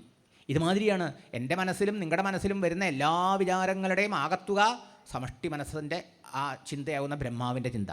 സമഷ്ടി വാസനയ്ക്കനുസരിച്ചിട്ടാണ് സമഷ്ടി ജീവന്മാരുടെ ആ ആഗ്രഹങ്ങളുടെ പൂർത്തീകരണത്തിന് വേണ്ടി ഈ സമഷ്ടി പ്രപഞ്ചത്തെ പ്രൊജക്റ്റ് ചെയ്യണത് ബ്രഹ്മദേവൻ. പുതുതായിട്ടുണ്ടാക്കല്ല, സർജനം എന്നാണ് പറയണത്. ഉള്ളിലേക്ക് പോയതിന് ലയിച്ചതിനെ പുറത്തേക്ക് പ്രകാശിപ്പിക്കുന്നുള്ളൂ. മനസ്സിലായില്ലേ? അപ്പോൾ നമ്മുടെ ഉള്ളിൽ ഇത്തരം വിചാരങ്ങളുണ്ട്. അപ്പോൾ അതിനൊക്കെ ആകത്തുക ഉറവിടം സമഷ്ടിയാണ്. അതുകൊണ്ട് ബ്രഹ്മദേവന് കാമുണ്ടായി എന്ന് പറഞ്ഞു അർത്ഥം. അതുകൊണ്ട് ബ്രഹ്മദേവൻ എന്നൊരു വ്യക്തിക്ക് ഉണ്ടായെന്ന് ധരിക്കരുതേ. അതിൻ്റെ മനഃശാസ്ത്രം, അതിൻ്റെ ശാസ്ത്രം മനസ്സിലാക്കണം. എന്തായാലും ബ്രഹ്മദേവൻ പിന്നീട് വേദങ്ങളെ സൃഷ്ടിച്ചു, പുരാണങ്ങളെ സൃഷ്ടിച്ചു ഓരോ മുഖങ്ങളിൽ നിന്ന്, അല്ലേ? പിന്നീട് വേദാംഗങ്ങൾ, ശിക്ഷാകൽപ്പം, വ്യാകരണം, ഛന്ദസ്, നിരുക്തം, ജ്യോതിഷം, ഇതൊക്കെ വേദം പഠിക്കണമെന്ന് പഠിക്കണം. ഇതൊക്കെ പഠിച്ചാലാണ് വേദത്തിൻ്റെ അർത്ഥം മനസ്സിലാവുള്ളൂ. അതെല്ലാം സൃഷ്ടിച്ചു. സകല വിദ്യകളൊക്കെ സൃഷ്ടിച്ചു. അതിനുശേഷം ലോകത്തിന് ഉപകാരമാവാൻ വേണ്ടിയിട്ട് മരീചിയാദി പുത്രന്മാരെയൊക്കെ പഠിപ്പിച്ചു. 2 ധർമ്മമാണ് ഈ ലോകത്തിനെ നിലനിർത്താൻ വേണ്ടി ബ്രഹ്മദേവൻ സൃഷ്ടിച്ചത് വേദത്തിലൂടെ. ഒന്ന് പ്രവൃത്തിധർമ്മമെന്നും ഒന്ന് നിവൃത്തിധർമ്മമെന്നും. ദ്വിവിധോഹി വേദോക്ത ധർമ്മ എന്നാണ് ഭാഷ്യകാരൻ ആചാര്യസ്വാമികൾ ഗീതാഭാഷ്യം ആരംഭിക്കുമ്പോൾ പറയുക. 2 തരത്തിലാണ് ഇവിടെ ധർമ്മം ഉള്ളത്. ഒന്ന് പ്രവൃത്തി, ഒന്ന് നിവൃത്തി. അപ്പോൾ നമ്മൾ കേട്ടു ശ്രീരാമനും കേട്ടു കുറേ അല്ലേ. ഈ പ്രവൃത്തിയുടെ ഉദ്ദേശം നിവർത്തിക്കാനാണ്. പകൽ മുഴുവൻ നമ്മൾ പ്രവർത്തിക്കണു, രാത്രിയായി നിവർത്തിക്കണം, വിശ്രമിക്കണം, ഉറങ്ങണം അല്ലേ, ശരിയല്ലേ? ഇതുമാതിരിയാണ് നമ്മൾ കുറേ കാലം ഈ ലോകത്തിൽ വ്യവഹാര കർമ്മങ്ങളിൽ മുഴുകി അവസാനം എന്ത് ചെയ്യണം? ഈ വ്യവഹാരങ്ങൾ എങ്ങനെ ചെയ്താലാണോ ഈ വ്യവഹാര കർമ്മത്തിൽ നിന്ന് നമ്മുടെ മനസ്സ് ആസക്തമായി കുടുങ്ങാതെ മനസ്സ് വാസനകൾ തീർന്ന് കൊണ്ടുവന്ന പൂർവ്വസംസ്കാരങ്ങൾ തീർന്ന് ആ വാസനകൾ ക്ഷയിച്ച് മനസ്സ് ശുദ്ധമായി മനസ്സ് അന്തർമുഖമായി നമ്മുടെ ഓരോരുത്തരുടെയും ഹൃദയത്തിൽ നിശേഷാത്മാവായ ഗുരുവായൂരപ്പനെ നമുക്ക് ഓരോരുത്തർക്കും അനുഭവിക്കാൻ സാക്ഷാത്കരിക്കാൻ അങ്ങനെ ജന്മസാഫല്യമാകുന്ന ശാശ്വത ശാന്തിയാകുന്ന കൈവല്യം മുക്തി കൈവരിക്കാൻ സാധിക്കുക. അതിനാണ് ഈ പ്രവൃത്തി. എല്ലാവർക്കും ഒറ്റയടിക്ക് നിവർത്തിക്കാൻ പറ്റില്ല. അപ്പോൾ ആ വാസന ക്ഷയിക്കട്ടെ, വേണം. അതുകൊണ്ട് മരീചിയാദി പുത്രന്മാരെ, മരീചി അത്രി മുതലായ മഹർഷിമാരിലൂടെ പ്രവൃത്തിയെ ലോകത്തിൽ കാണിച്ചു തന്നു. ആര്? ബ്രഹ്മദേവൻ. അവരും വിവാഹം കഴിച്ച് കുട്ടികളും മഹർഷിമാരൊക്കെ അന്ന് വിവാഹം കഴിച്ചിട്ടുണ്ടല്ലോ, മക്കളും അവരുടെ പേരമക്കളുമായിട്ട് അവരങ്ങനെ ലോകത്ത് ധർമ്മം അനുഷ്ഠിച്ച് ലോകത്തെ കാണിച്ചു തന്നു. എന്നാൽ സനകാദികളോ വിവാഹം കഴിക്കാനൊന്നും പോയില്ല. അവരൊക്കെ നിവൃത്തി മാർഗത്തിൻ്റെ ആചാര്യന്മാരാണ്, ഗുരുനാഥന്മാരാണ്. മനസ്സിലായില്ലേ? അങ്ങനെ സനകാദി മുഖാന്തരം നിവൃത്തി മാർഗത്തെയും പ്രവൃത്തി മാർഗത്തെ മരീചിയാദികൾ മുഖാന്തരം ലോകത്തിൽ പ്രചരിപ്പിച്ചു ബ്രഹ്മദേവൻ. പിന്നീട്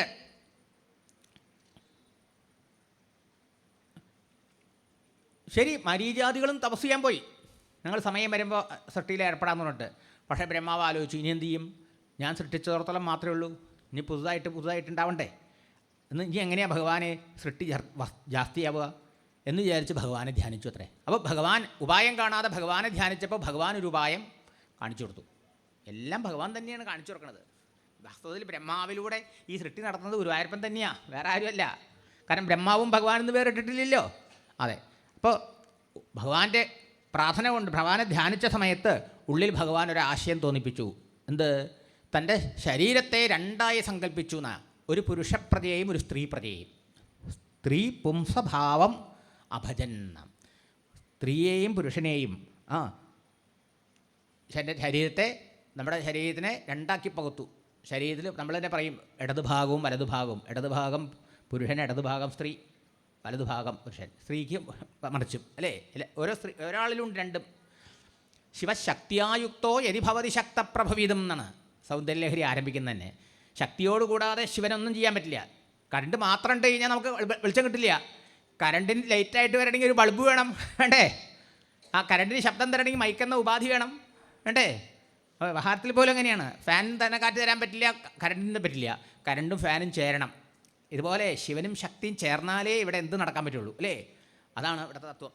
പ്രകൃതി പുരുഷ സങ്കല്പമാണ് നമ്മുടെ സൃഷ്ടിയിൽ ആദ്യം പറയണത്, പ്രകൃതി പുരുഷൻ. അതിന് വേറൊരു ഭാഷയിൽ പറഞ്ഞപ്പോൾ അർദ്ധനാരീശ്വര സങ്കല്പമായി. പാതി ശിവനും പാതി പാർവതി. അങ്ങനെയൊക്കെ പറഞ്ഞാൽ നമുക്ക് മനസ്സിലാവുള്ളൂ. പ്രകൃതി പുരുഷൻ എന്നുള്ളത് താത്വികമായിട്ട് പറയുന്നതാണ്. അപ്പോൾ എല്ലാവരിലും ഉണ്ട് ഈ 2 ഭാവം എന്നർത്ഥം. നെഗറ്റീവ് ആൻഡ് പോസിറ്റീവ് രണ്ടും ചേർന്നാൽ കരണ്ടും പ്രവർത്തിക്കുള്ളൂ. മാത്രം കത്തോ? എല്ലാത്തിലും ഉണ്ടെന്ന് അർത്ഥം. ഈ പ്രകൃതിയിലുണ്ടത്. പ്ലസ് ഉണ്ടെങ്കിൽ മൈനസ് ഉണ്ടെന്ന് അർത്ഥം. നെഗറ്റീവ് ഫോഴ്സ് ഉണ്ട്, പോസിറ്റീവ് ഫോഴ്സ് ഉണ്ട്. നെഗറ്റീവ് ഫോഴ്സിലെയും പോസിറ്റീവ് ഫോഴ്സിൻ്റെ മഹത്വം അറിയില്ല. രാവണനാണ് രാമൻ്റെ മഹത്വം ലോകത്തെ കാണിച്ചു തരുന്നത്. രാവണനില്ലെങ്കിൽ രാമൻ്റെ മഹത്വം, രാമൻ ഉണ്ടായതിൻ്റെ വെറുതെ ആയില്ലേ? ഒരു ഹിരണ്യകശിപു അല്ലേ പ്രഹ്ലാദൻ്റെ മഹത്വം, പ്രഹ്ലാദൻ്റെ ഉണ്ടാവാൻ കാരണമായത് പ്രഹ്ലാദൻ്റെ മഹത്വം കാണിച്ചു തരുന്നത്. അപ്പം ഒന്ന് മാത്രമായിട്ട് സൃഷ്ടിയിലില്ല എന്ന് പഠിപ്പിക്കുക നമ്മളെ. അതുകൊണ്ട് നമ്മളെല്ലാം ഒന്നും അല്ല, അതുപോലെ ആവാൻ പറ്റില്ല. എന്നും ഉണ്ട് ഇതിങ്ങനെ. എന്നും അസുരന്മാർ, രാക്ഷസന്മാർ, ദേവന്മാർ, ഫൈറ്റ് പുരാണങ്ങളുടെ കാലത്തുണ്ട്. എന്നും അത്ര അല്ലാണ്ടത് എന്നും ഉണ്ട്. കാരണം എന്താ? നമ്മുടെ മനസ്സിൽ ഈ 2 സംസ്കാരങ്ങൾ തമ്മിൽ സദാ സംഘട്ടനം നടന്നുകൊണ്ടിരിക്കുകയല്ലേ. ഏതുവരെ മനസ്സിൽ ഈ പൂർവ്വ സംസ്കാരം എന്ന വാസനയുണ്ടോ, സത്വരജസ്തമോ ഗുണ വാസനകളുണ്ടോ, അതിനനുസരിച്ച് അവരുടെ ചിന്തകളും അതുപോലെയുള്ള വിചാരങ്ങളും തമ്മിൽ സംഘട്ടനവും സംഘർഷവും ഉള്ളിൽ നടക്കണ്ടോ, അകത്തുള്ള സംഘട്ടനവും സംഘർഷവും പുറത്ത് വരാണ്ടിരിക്കുമോ? ദേഷ്യമായിട്ടും വഴക്കായിട്ടും അടിപിടിയായിട്ടും ലഹളയായിട്ടും രാജ്യങ്ങൾ തമ്മിൽ യുദ്ധങ്ങളായിട്ടും. മനസ്സിലായില്ലേ? അപ്പോൾ പുറത്തില്ലാണ്ടിരിക്കണേ അകത്തില്ലാണ്ടിരിക്കണമെന്ന്. ഇതാണ് നമ്മുടെ ഋഷീശ്വരന്മാർ കണ്ടുപിടിച്ചത്, അല്ലേ? ഹൃദയത്തിൽ തൻ്റെ ഉള്ളിൽ സംഘർഷങ്ങളും സംഘട്ടനങ്ങളും ഇല്ലാണ്ടാവണം. അതിന് മനസ്സിനെ സത്വഗുണപ്രധാനമാക്കി തീർക്കണം. അവിടെയാണ് ഈശ്വരഭക്തിയുടെ, ഉപാസനയുടെ, നാമജപത്തിൻ്റെ, ഭാഗവതത്തിൻ്റെയൊക്കെ ആവശ്യം. അല്ലാണ്ട് തന്നെത്താനെ മനസ്സ് ശുദ്ധാവില്ല. നിരന്തരം ഗുരുവായൂരപ്പനെ ഉപാസിക്കുക, ഭാഗവതം, നാരായണി ഇത്യാദി ഗ്രന്ഥങ്ങളിലൂടെ തിരുനാമം ജപിച്ചുകൊണ്ട് ഭഗവാനെ ആശ്രയിക്കുന്ന ഭക്തൻ്റെ മനസ്സ് നിർമ്മലമാവുമ്പോൾ അവൻ്റെ മനസ്സിലെ സംഘട്ടനങ്ങളും സംഘർഷങ്ങളും ഇല്ലാണ്ടാവും, ശാന്തിയും സമാധാനവും സംതൃപ്തിയും ഉണ്ടാവും. അങ്ങനെ നമ്മളിൽ മാറുമ്പോഴേ സമൂഹത്തിൽ മാറ്റം ഉണ്ടാവുള്ളൂ. മനസ്സിലായോ? ഋഷിമാർ പറഞ്ഞെന്താണ്? ലോകത്തെ മാറ്റാൻ ആർക്കും പറ്റില്ല. U change, world around you will change എന്ന പൂജ്യ ഗുരുദേവൻ ചിന്മയാനന്ദ സ്വാമി പറഞ്ഞു. നമ്മളൊരാൾ മാറിയാൽ നമ്മുടെ ചുറ്റുപാട് മാറും. മനസ്സിലായോ? നമ്മളിൽ മാറ്റം കണ്ട മറ്റുള്ളവർക്ക് മാറ്റം ഉണ്ടാവും. നമ്മളെ മാറണ്ടു, ഒരാളെ മാറണ്ടു, നമ്മൾ ഒരാളെ മാറണ്ടു. നമ്മളിപ്പോൾ എല്ലാവരെയും മാറ്റാൻ നടക്കില്ല, ആരും മാറില്ല. നമ്മൾ ഒരാൾ മാറിയാലോ, ഒരാളെ മാറ്റാൻ എളുപ്പം അല്ലേ? നമ്മൾ ഒരാൾ മാറാൻ തയ്യാറായ സമൂഹം മാറി. ഇതാണ് പ്രായോഗിക ബുദ്ധിയുള്ള മഹർഷിമാർ പറഞ്ഞത്. അതുകൊണ്ട് ഇവിടെ ബ്രഹ്മദേവൻ ഈ ലോക സൃഷ്ടി ചെയ്യുന്നത് സമഷ്ടി മനസ്സിലെ സമഷ്ടി സങ്കല്പങ്ങൾക്കനുസരിച്ച് സമഷ്ടി ജീവന്മാർക്ക് അവരുടെ കർമ്മവാസനയുടെ പൂർത്തീകരണത്തിന് വേണ്ടിയിട്ട് ശരീരം കൊടുക്കാൻ വേണ്ടിയിട്ടാണ്. അതുകൊണ്ട് സൃഷ്ടി വർദ്ധിക്കേണ്ടിരുന്ന സമയത്ത് ഭഗവാനെ ധ്യാനിച്ചു. അദ്ദേഹം ഭഗവത് നിർദ്ദേശമനുസരിച്ച് ഒരു പുരുഷപ്രജയും ഒരു സ്ത്രീ പ്രജയും ഉണ്ടാക്കി. ആ പുരുഷപ്രജയുടെ പേരാണ് സ്വായംഭുവ മനു എന്ന്, ആദിത്യ മനു. ഭാര്യയുടെ പേരാണ് ശതരൂപ എന്നർത്ഥം. മനസ്സിലായോ? ഇവർ രണ്ടുപേരെയും വിവാഹം കഴിപ്പിച്ചു. അവർ രണ്ടുപേരും വിവാഹം കഴിച്ചു. അങ്ങനെ വിവാഹം കഴിച്ചു. അവർക്ക് കുട്ടികളുണ്ടായി. ആകൂതി, ദേവഹൂതി, പ്രസൂതി എന്ന് 3 പെൺകുട്ടികൾ, പ്രിയവ്രതൻ, ഉത്താനപാദം 2 ആൺകുട്ടികൾ. പിന്നെ ഈ സ്വയംഭുവനും ശതരൂപയും ഈ 5 കുട്ടികളുമാണ് അടിസ്ഥാനം. പിന്നെ ഇവരുടെ പുത്രപൗത്ര പരമ്പരയിലൂടെയാണ് ഈ ലോകത്തിൽ ഇന്ന് കാണുന്ന സൃഷ്ടി മുഴുവൻ ഉണ്ടായതെന്നാണ് പറയുന്നത്. അങ്ങനെ സൃഷ്ടി വർദ്ധിച്ചുകൊണ്ടിരിക്കുന്ന സമയത്ത് വരാഹ അവതാരം ഉണ്ടാവണമെങ്കിൽ അതിന് കാരണം വേണ്ടേ? എന്തിന് വരാഹം വന്നു? ഭൂമി വെള്ളത്തിൽ താണുപോയി, താത്തിക്കൊണ്ടുപോയി. ആര്? ഹിരണ്യാക്ഷൻ. അപ്പോൾ ഹിരണ്യാക്ഷൻ എന്തിന് പുറപ്പെട്ടു? അതൊക്കെ അറിയണ്ടേ? അതുകൊണ്ട് സൃഷ്ടി ഇങ്ങനെ വർദ്ധിച്ചുകൊണ്ടിരിക്കുക. അപ്പോൾ അതുവരെ സൃഷ്ടിയൊക്കെ സത്യലോകത്താണേ. അപ്പോൾ ബ്രഹ്മാവ് പറഞ്ഞു ഈ മനു മുതലായവരോടൊക്കെ, ഇനി നിങ്ങളൊക്കെ മാറി താമസിച്ചോളൂ. നമ്മൾ വിവാഹം കഴിഞ്ഞാൽ കുട്ടികൾക്ക് വേറെ വീട് വയ്ക്കുകയോ ഫ്ലാറ്റൊക്കെ വെച്ച് നിങ്ങൾ അവിടെ പോയി താമസിച്ചോളാൻ പറയില്ലേ? അതൊരു അച്ഛൻ്റെ അമ്മയുടെ കൂടിയായിരിക്കും അല്ലേ? അപ്പോൾ അതുമാതിരി പറഞ്ഞു, നിങ്ങൾ പോയി താമസിച്ചോളൂ. എവിടെ? ഭൂമിയുണ്ട്. 14 ലോകത്തിലൊന്നാണ് ഭൂമി. അവിടെ പോയിട്ട് ധർമ്മം പരിപാലിക്കുക, ധർമ്മം അനുഷ്ഠിക്കുക, ധർമാചരണം കൊണ്ട് ഈശ്വരനെ സേവിക്കണം, യാഗയജ്ഞങ്ങളെ കൊണ്ട് ഹരിയെ സേവിക്കണം, പ്രജകളെ ധർമ്മനിഷ്ഠരായി പരിപാലിക്കണം. അങ്ങനെ പ്രജാഭിവൃദ്ധി വളർത്തു, നിങ്ങൾക്ക് എല്ലാവിധ ശ്രേയസ്സും ഉണ്ടാകട്ടെ എന്ന് അരുളി ചെയ്തു. അതിന് വരുമ്പോഴാണ് ഭൂമിയെ കാണാണ്ടായി. ഭൂമി അവിടെ പോയി. സൃഷ്ടി ഇങ്ങനെ വർദ്ധിച്ചുകൊണ്ടിരിക്കുന്ന സമയത്ത് ഒരു സംഭവം ഉണ്ടായി. ഭഗവാന്റെ അത്ഭുത മഹിമയെക്കുറിച്ചിട്ട് താൻ ധ്യാനത്തിൽ തപസ്വിയിൽ സാക്ഷാത്കരിച്ചതായ വൈകുണ്ഠമൂർത്തിയുടെ സുന്ദര രൂപത്തെക്കുറിച്ച് അച്ഛൻ പലവാറ് മക്കൾക്ക് പറഞ്ഞു കൊടുത്തിട്ടുണ്ട്. ഇങ്ങനെയുള്ള അച്ഛന്മാരുണ്ടാവണം, അമ്മമാരും. കുട്ടിയാകുമ്പോഴേ ഭഗവാന്റെ കഥകളും ഭഗവാന്റെ ധ്യാനമൊക്കെ പഠിപ്പിക്കണേ. സനകാദികളെ നല്ലോണം പഠിപ്പിച്ചിട്ടുണ്ട്, ഇവരെല്ലാവരെയും പഠിപ്പിച്ചിട്ടുണ്ട്. എന്താ? സൂര്യസ്പർദ്ധി കിരീടം ഊർധ്വതിലകം പ്രോദ്ഭാസി ബാലാന്തരം. 42 ശ്ലോകത്തിൽ നമുക്ക് പറഞ്ഞു തന്നില്ലേ അല്ലേ? പൊന്നിൻ കിരീടം, സൂര്യനെ തോൽപ്പിക്കുന്ന പൊന്നിൻ കിരീടമണിഞ്ഞ്, മകരകുണ്ടലങ്ങളണിഞ്ഞ്, പഞ്ചമിച്ചന്ദ്രൻ്റെ വലിപ്പത്തിലുള്ള നെറ്റിയിൽ നടുക്ക് കറുത്തിരണ്ട പുരികക്കൊടികൾ, നടുക്ക് മേലോട്ടുള്ള ഗോപിക്കുറി അണിഞ്ഞ്, കാരുണ്യം വഴിഞ്ഞൊഴുകുന്ന കണ്ണുകളോടുകൂടി, കാതുകളിലണിഞ്ഞ മകരകുണ്ടലത്തിൻ്റെ പ്രഭ കൊണ്ട് വെട്ടിത്തിളങ്ങുന്ന തുടുതുടുക്കുന്ന കവിൾത്തടങ്ങളോടുകൂടി, പാൽപുഞ്ചിരി പൊഴിച്ചുകൊണ്ട് നമ്മുടെ എല്ലാ ദുഃഖങ്ങളെയും ഞാൻ നീക്കിത്തരാമെന്ന് പ്രതിജ്ഞ ചെയ്തുകൊണ്ട് നമ്മയൊക്കെ കാരുണ്യം കൊണ്ട് കടാക്ഷിച്ചു കൊണ്ടിരിക്കുന്ന വൈകുണ്ഠമൂർത്തിയുടെ മനോഹരമായ രൂപം അല്ലേ? ശംഖം പോലെ ഒതുങ്ങിയ കഴുത്ത്, കൗസ്തുലണിഞ്ഞ കൗസ്തുഭണി അല്ലേ? 4 കൈകൾ, കേയൂരം, അങ്കദം, വളകൾ, രത്നം പതിച്ച മോതിരങ്ങൾ, സ്വർണ്ണമോതിരങ്ങൾ ഓരോ വിരലുകളിലും. ധർമ്മം, അർത്ഥം, കാമം, മോക്ഷമെന്ന ഏത് പുരുഷാർത്ഥം വേണമെങ്കിലും ഞാൻ തരാലോ, എന്നെ സേവിച്ചാൽ മതിയല്ലോ, എന്നെ ആശ്രയിച്ചാൽ മതിയല്ലോ, നിങ്ങൾ അതിനു വേണ്ടി വേറെ എവിടെയും പോകണ്ട എന്ന് പറഞ്ഞുകൊണ്ട് 4 പുരുഷാർത്ഥങ്ങളെ കയ്യിൽ വഹിച്ചുകൊണ്ട് എന്ന പോലെ അതിൻ്റെ പ്രതീകമായിട്ട് ശംഖചക്ര ഗദാപത്മങ്ങൾ ധരിച്ച 4 തൃക്കൈകൾ, മഞ്ഞപ്പട്ടണിഞ്ഞ അവിടുത്തെ പൊരുന്തിരുമേനി, മുത്തുമാലകൾ, വൈജയന്തിമാല, വനമാലയൊക്കെ ധരിച്ചിട്ടുള്ള ഭഗവാന്റെ അതികോമളമായിട്ടുള്ളതായ സുന്ദരമായ ആ രൂപം അത് പലവാറ് കുട്ടികൾക്ക് പറഞ്ഞു കൊടുത്തിട്ടുണ്ട്. സനകാദികൾക്ക് ഒരിക്കൽ തോന്നി അവർക്ക് പ്രത്യേകിച്ച് ഈശ്വരനെ കാണാൻ എവിടെയും പോകണ്ട, കാരണം അവർ കാണുന്നൊക്കെ ഈശ്വരനെയാണ് അല്ലേ? ഹരിശരണം ഹരിശരണം എന്ന് സദാ നാമം ജപിച്ചുകൊണ്ടാണ് ഇവർ നടക്കുന്നത്. സനകാദികളുടെ വായന എപ്പോഴും വരുന്ന ഹരിശരണം എന്ന മന്ത്രമാണ്. എപ്പോഴും ഹരിയെ ശരണമടഞ്ഞുകൊണ്ട് സഞ്ചരിക്കുന്നവരാ. അങ്ങനെ അവർക്ക് പോകുന്ന സമയത്ത് അവർക്ക് തോന്നി അങ്ങനെ ആകാശത്തിലൂടെ അവരങ്ങനെ പോവുക. അവർക്ക് ഇവിടെ സ്വച്ഛന്ത സഞ്ചാരമാണ്. ആരെയും അവരെ തടയാനില്ല. പാസ്പോർട്ടും വിസയൊന്നും അവരോട് ആരും ചോദിക്കില്ല. അവർക്ക് എവിടെ വേണമെങ്കിൽ എപ്പോൾ വേണമെങ്കിൽ കയറി ചെല്ലാം. അങ്ങനെ പോകുമ്പോൾ ഒരു ദിവസം തോന്നി ഇത്രേ, ആ വൈകുണ്ഠത്തിൻ്റെ അടുത്തെത്തിയപ്പോൾ ഇന്ന് നമുക്ക് വൈകുണ്ഠത്തിൽ പോയി ഭഗവാനെ ഒന്ന് കണ്ട് പാദനമസ്കാരം ചെയ്ത് പോയാലോ. ഉടനെ സനകാദി മഹർഷിമാർ അവിടെ ചെന്നു. അവിടെ മനോഹരമായിട്ടുള്ളതായ നൈശ്രേയസം എന്ന് പേരായ ഒരു എന്ത് സുന്ദരമായൊരു ഉദ്യാനമാണ്. നൈശ്രേയസം പേര് തന്നെ മോക്ഷം എന്നാ അല്ലേ, ആ ഉദ്യാനത്തിൻ്റെ പേരങ്ങനെയാണ്.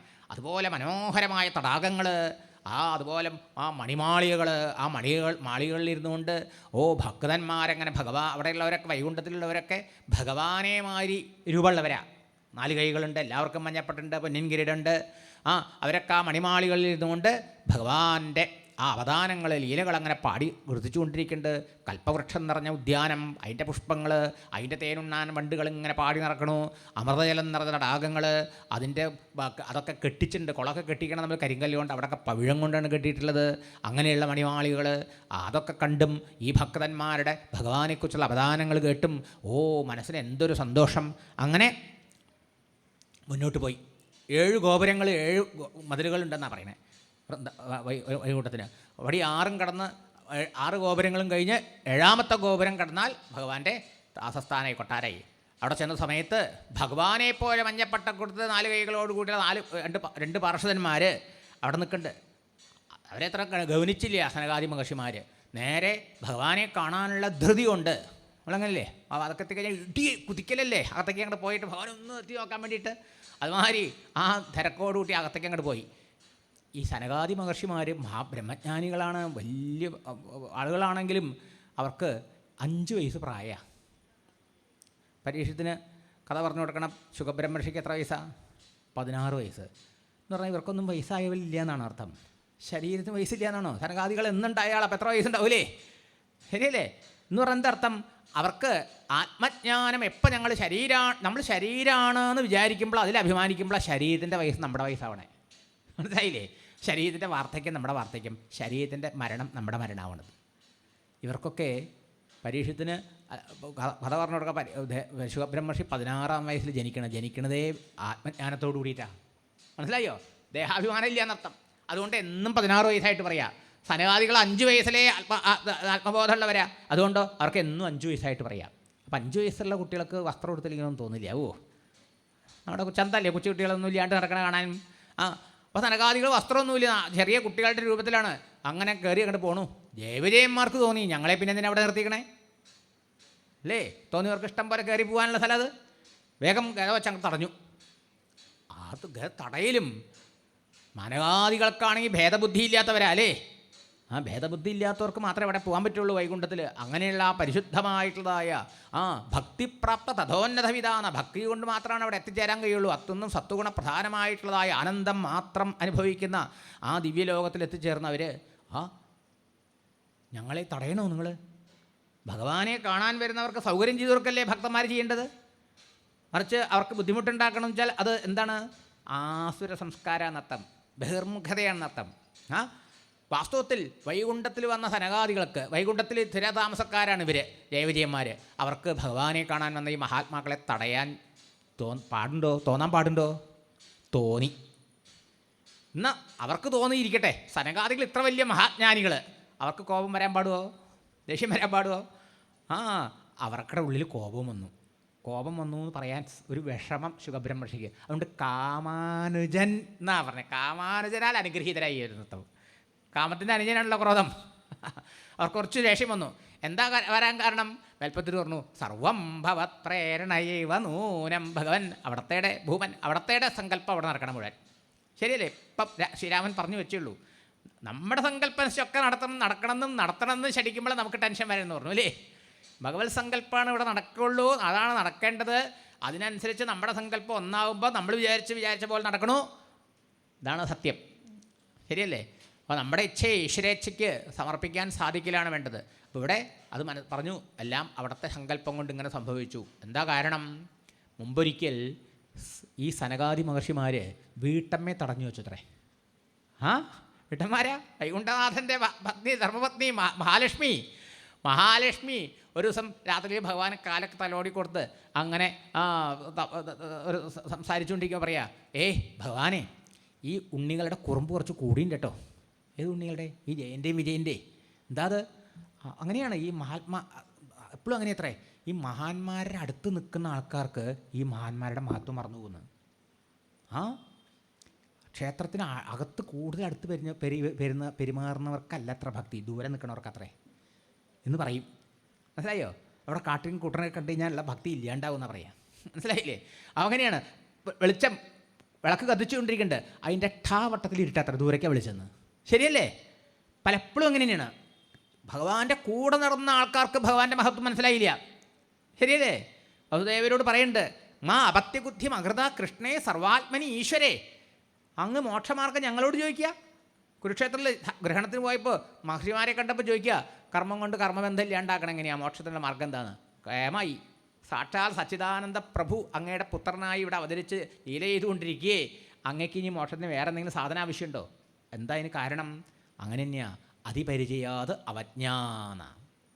എത്ര മഹത്തായ വസ്തു ആവട്ടെ, വ്യക്തി ആവട്ടെ, പ്ലേസ് ആവട്ടെ, അധിക പരിചയ അവജ്ഞ. ഇപ്പോൾ ഗുരുവായൂർ എത്ര ആൾക്കാർ ഒന്ന് ഫ്ലാറ്റ് എടുത്ത് താമസാക്കിയിട്ടുണ്ട്. ആദ്യമൊക്കെ വരുമ്പോൾ എത്രയാ ഭക്തി, എന്താ ഉത്സാഹം പോയി തൊഴാൻ. സ്ഥിരതാമസമാകുമ്പോൾ ദിവസം ഒരിക്കൽ പോകുന്നതിന് സംശയം. ശരിയല്ലേ? വല്ലപ്പോഴും വരുമ്പോൾ അങ്ങനെയില്ല, അതിപരിചയം. ഇവിടെ ഉണ്ടല്ലോ ഫ്ലാറ്റ്, രാവിലെ പോവാം, ഉച്ചയ്ക്ക് പോവാം, വൈകുന്നേരം പോവാം, അല്ലേ? നേരെ മറിച്ച് വല്ലപ്പോഴും വന്ന് താമസിക്കണമെങ്കിലോ അവിടെ തന്നെയായിരിക്കും. ശരിയല്ലേ? നട തുറന്നാൽ അടക്കണവരെ. ഇങ്ങനെ ഇതൊരു ഹ്യൂമൻ സൈക്കോളജിയാണ്, മനഃശാസ്ത്രം അത്. ശരിയല്ലേ? ഗംഗയുടെ തീരത്ത്, ഗംഗയ്ക്ക് ഇത്രയും പവിത്രതയുണ്ട്, ഗംഗാ തീരത്തുള്ള ആൾക്കാർ ഗംഗയിൽ കുളിക്കാണ്ട് ദൂരസ്ഥാൻ യാതി, ദൂരെയുള്ള തീർത്ഥങ്ങളിലേക്ക് പോവാന്ന് പറഞ്ഞില്ലേ മഹർഷിമാർ? അതുകൊണ്ട് ഈ കൃഷ്ണൻ സർവാത്മാവാണ്, ഈശ്വരനാണെന്നറിയൂ, കുട്ടിയായിട്ട് മനുഷ്യനായിട്ട് കാണാണ്ടിരിക്കുമെന്ന്. ഇതാണ് സ്ഥിതി. മനസ്സിലായില്ലേ? അപ്പോൾ വൈകുണ്ഠത്തിൽ സ്ഥിരം താമസമായപ്പോൾ എന്തായി? ഗുരുവായൂർ സ്ഥിരം താമസം ആയപ്പോൾ എന്തായി? ദിവസം ഒരു പ്രാവശ്യം ഗുരുവായൂരപ്പൻ തൊഴാൻ പോവാത്തവരുണ്ട്. അവർക്ക് പ്രത്യേകം കാർഡൊക്കെ ഉണ്ട്, മേടിച്ചിട്ടുണ്ട് അല്ലേ? ലോക്കൽ ദർശനക്കാർക്ക് പ്രത്യേകം കാർഡൊക്കെ ഉണ്ട്, ആ സമയമൊക്കെ ഉണ്ട്. പക്ഷേ ദിവസം പോകണവർ എത്ര പേരുണ്ട്? ഇല്ല എന്നല്ല, കുറേ പേര് പോവാത്തവരുണ്ടോ ഇല്ലയോ? അപ്പം എന്താ? അതിപരിചയം കൊണ്ട് അത് വരരുതെന്ന് നമ്മളെ പഠിപ്പിക്കാനാണ്. മനസ്സിലായില്ലേ? അപ്പോൾ ഇവിടെ ജയവിജയന്മാർക്കും അങ്ങനെ തന്നെ ഭഗവാന്റെ മഹത്വം മറന്നുപോയോ? അവർ മഹാത്മാക്കളെ, ഭഗവാനെ കാണാൻ വന്ന ആ സനകാദികളെ തടഞ്ഞു വെച്ചു. സനകാദികളുടെ മനസ്സിൽ കോപം. അപ്പോൾ അമ്മ പറഞ്ഞു, ലക്ഷ്മി ദേവി പറഞ്ഞു, ഭഗവാൻ പറഞ്ഞു, ഞാനായിട്ട് ഒരാക്ഷൻ എടുക്കണില്ല. എന്താ വെച്ചാൽ നീ പറഞ്ഞിട്ടാണ് അവരെ ശിക്ഷിച്ചെന്ന് വരില്ലേ? അത് മോശമല്ലേ? ഇതായാലും ഈ ഇവരെ സ്വഭാവം ഇവരെ കയ്യിലുണ്ടാവുമല്ലോ. കയ്യിലിരിപ്പാണല്ലോ ഓരോരുത്തർക്കും ഓരോ അനുഭവം കൊണ്ട് തരണത്. നമ്മൾ പറയാം അവൻ്റെ കയ്യിലിരിപ്പ് നല്ല മോശമായിട്ടാണ്, അല്ലേ? അപ്പോൾ കയ്യിലിരിപ്പ് ഈ പൂർവ്വ സംസ്കാരം കൊണ്ടാണേ.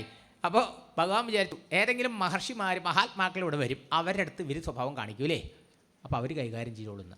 അതാ സർവം ഭവൽ പ്രേരണയ ഇവ ഭൂമെന്ന് മേൽപ്പത്തൂർ പറയാനും കാരണം. മനസ്സിലായോ? അപ്പോൾ ഇവിടെ അതിപ്പോൾ വേണ്ട പോലെ ഫലിച്ചു. ശനകാദികളുടെ മേലും അവരുടെ സ്വഭാവം കാണിച്ചു, അവർക്ക് കോപം വന്നു, അവർ ശപിച്ചു. അസുരനായിപ്പോൾ. നിങ്ങൾക്ക് പറ്റിയ സ്ഥലതല്ല. ഓരോ സംസ്കാരത്തിനനുസരിച്ച സ്ഥലത്ത് പോയാലേ അത് വേണ്ട പോലെ എക്സ്പ്രസ് ചെയ്യാൻ പറ്റുള്ളൂ, അല്ലേ?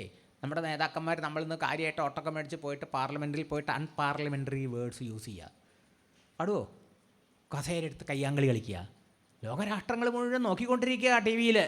വാസ്തവത്തിലപ്പോൾ അവർ ഇതുപോലൊരു നിയമം കൊണ്ടുവരേണ്ടതാ. ഇങ്ങനെ അവിടെ പോയിട്ട് അസഭ്യമായിട്ട് അപമര്യാദയായിട്ട് പെരുമാറിയാൽ പിന്നെ അവരെ ബാൻ ചെയ്യണം, ഇനി ഇലക്ഷൻ നിൽക്കാൻ പാടില്ല എന്ന്. അപ്പോൾ നേരെയാവും. ശരിയല്ലേ? ഇവിടെ അങ്ങനെ ചെയ്തത്. നിങ്ങൾ ഈ വേണ്ടാത്ത സ്വഭാവം കാണിച്ചു.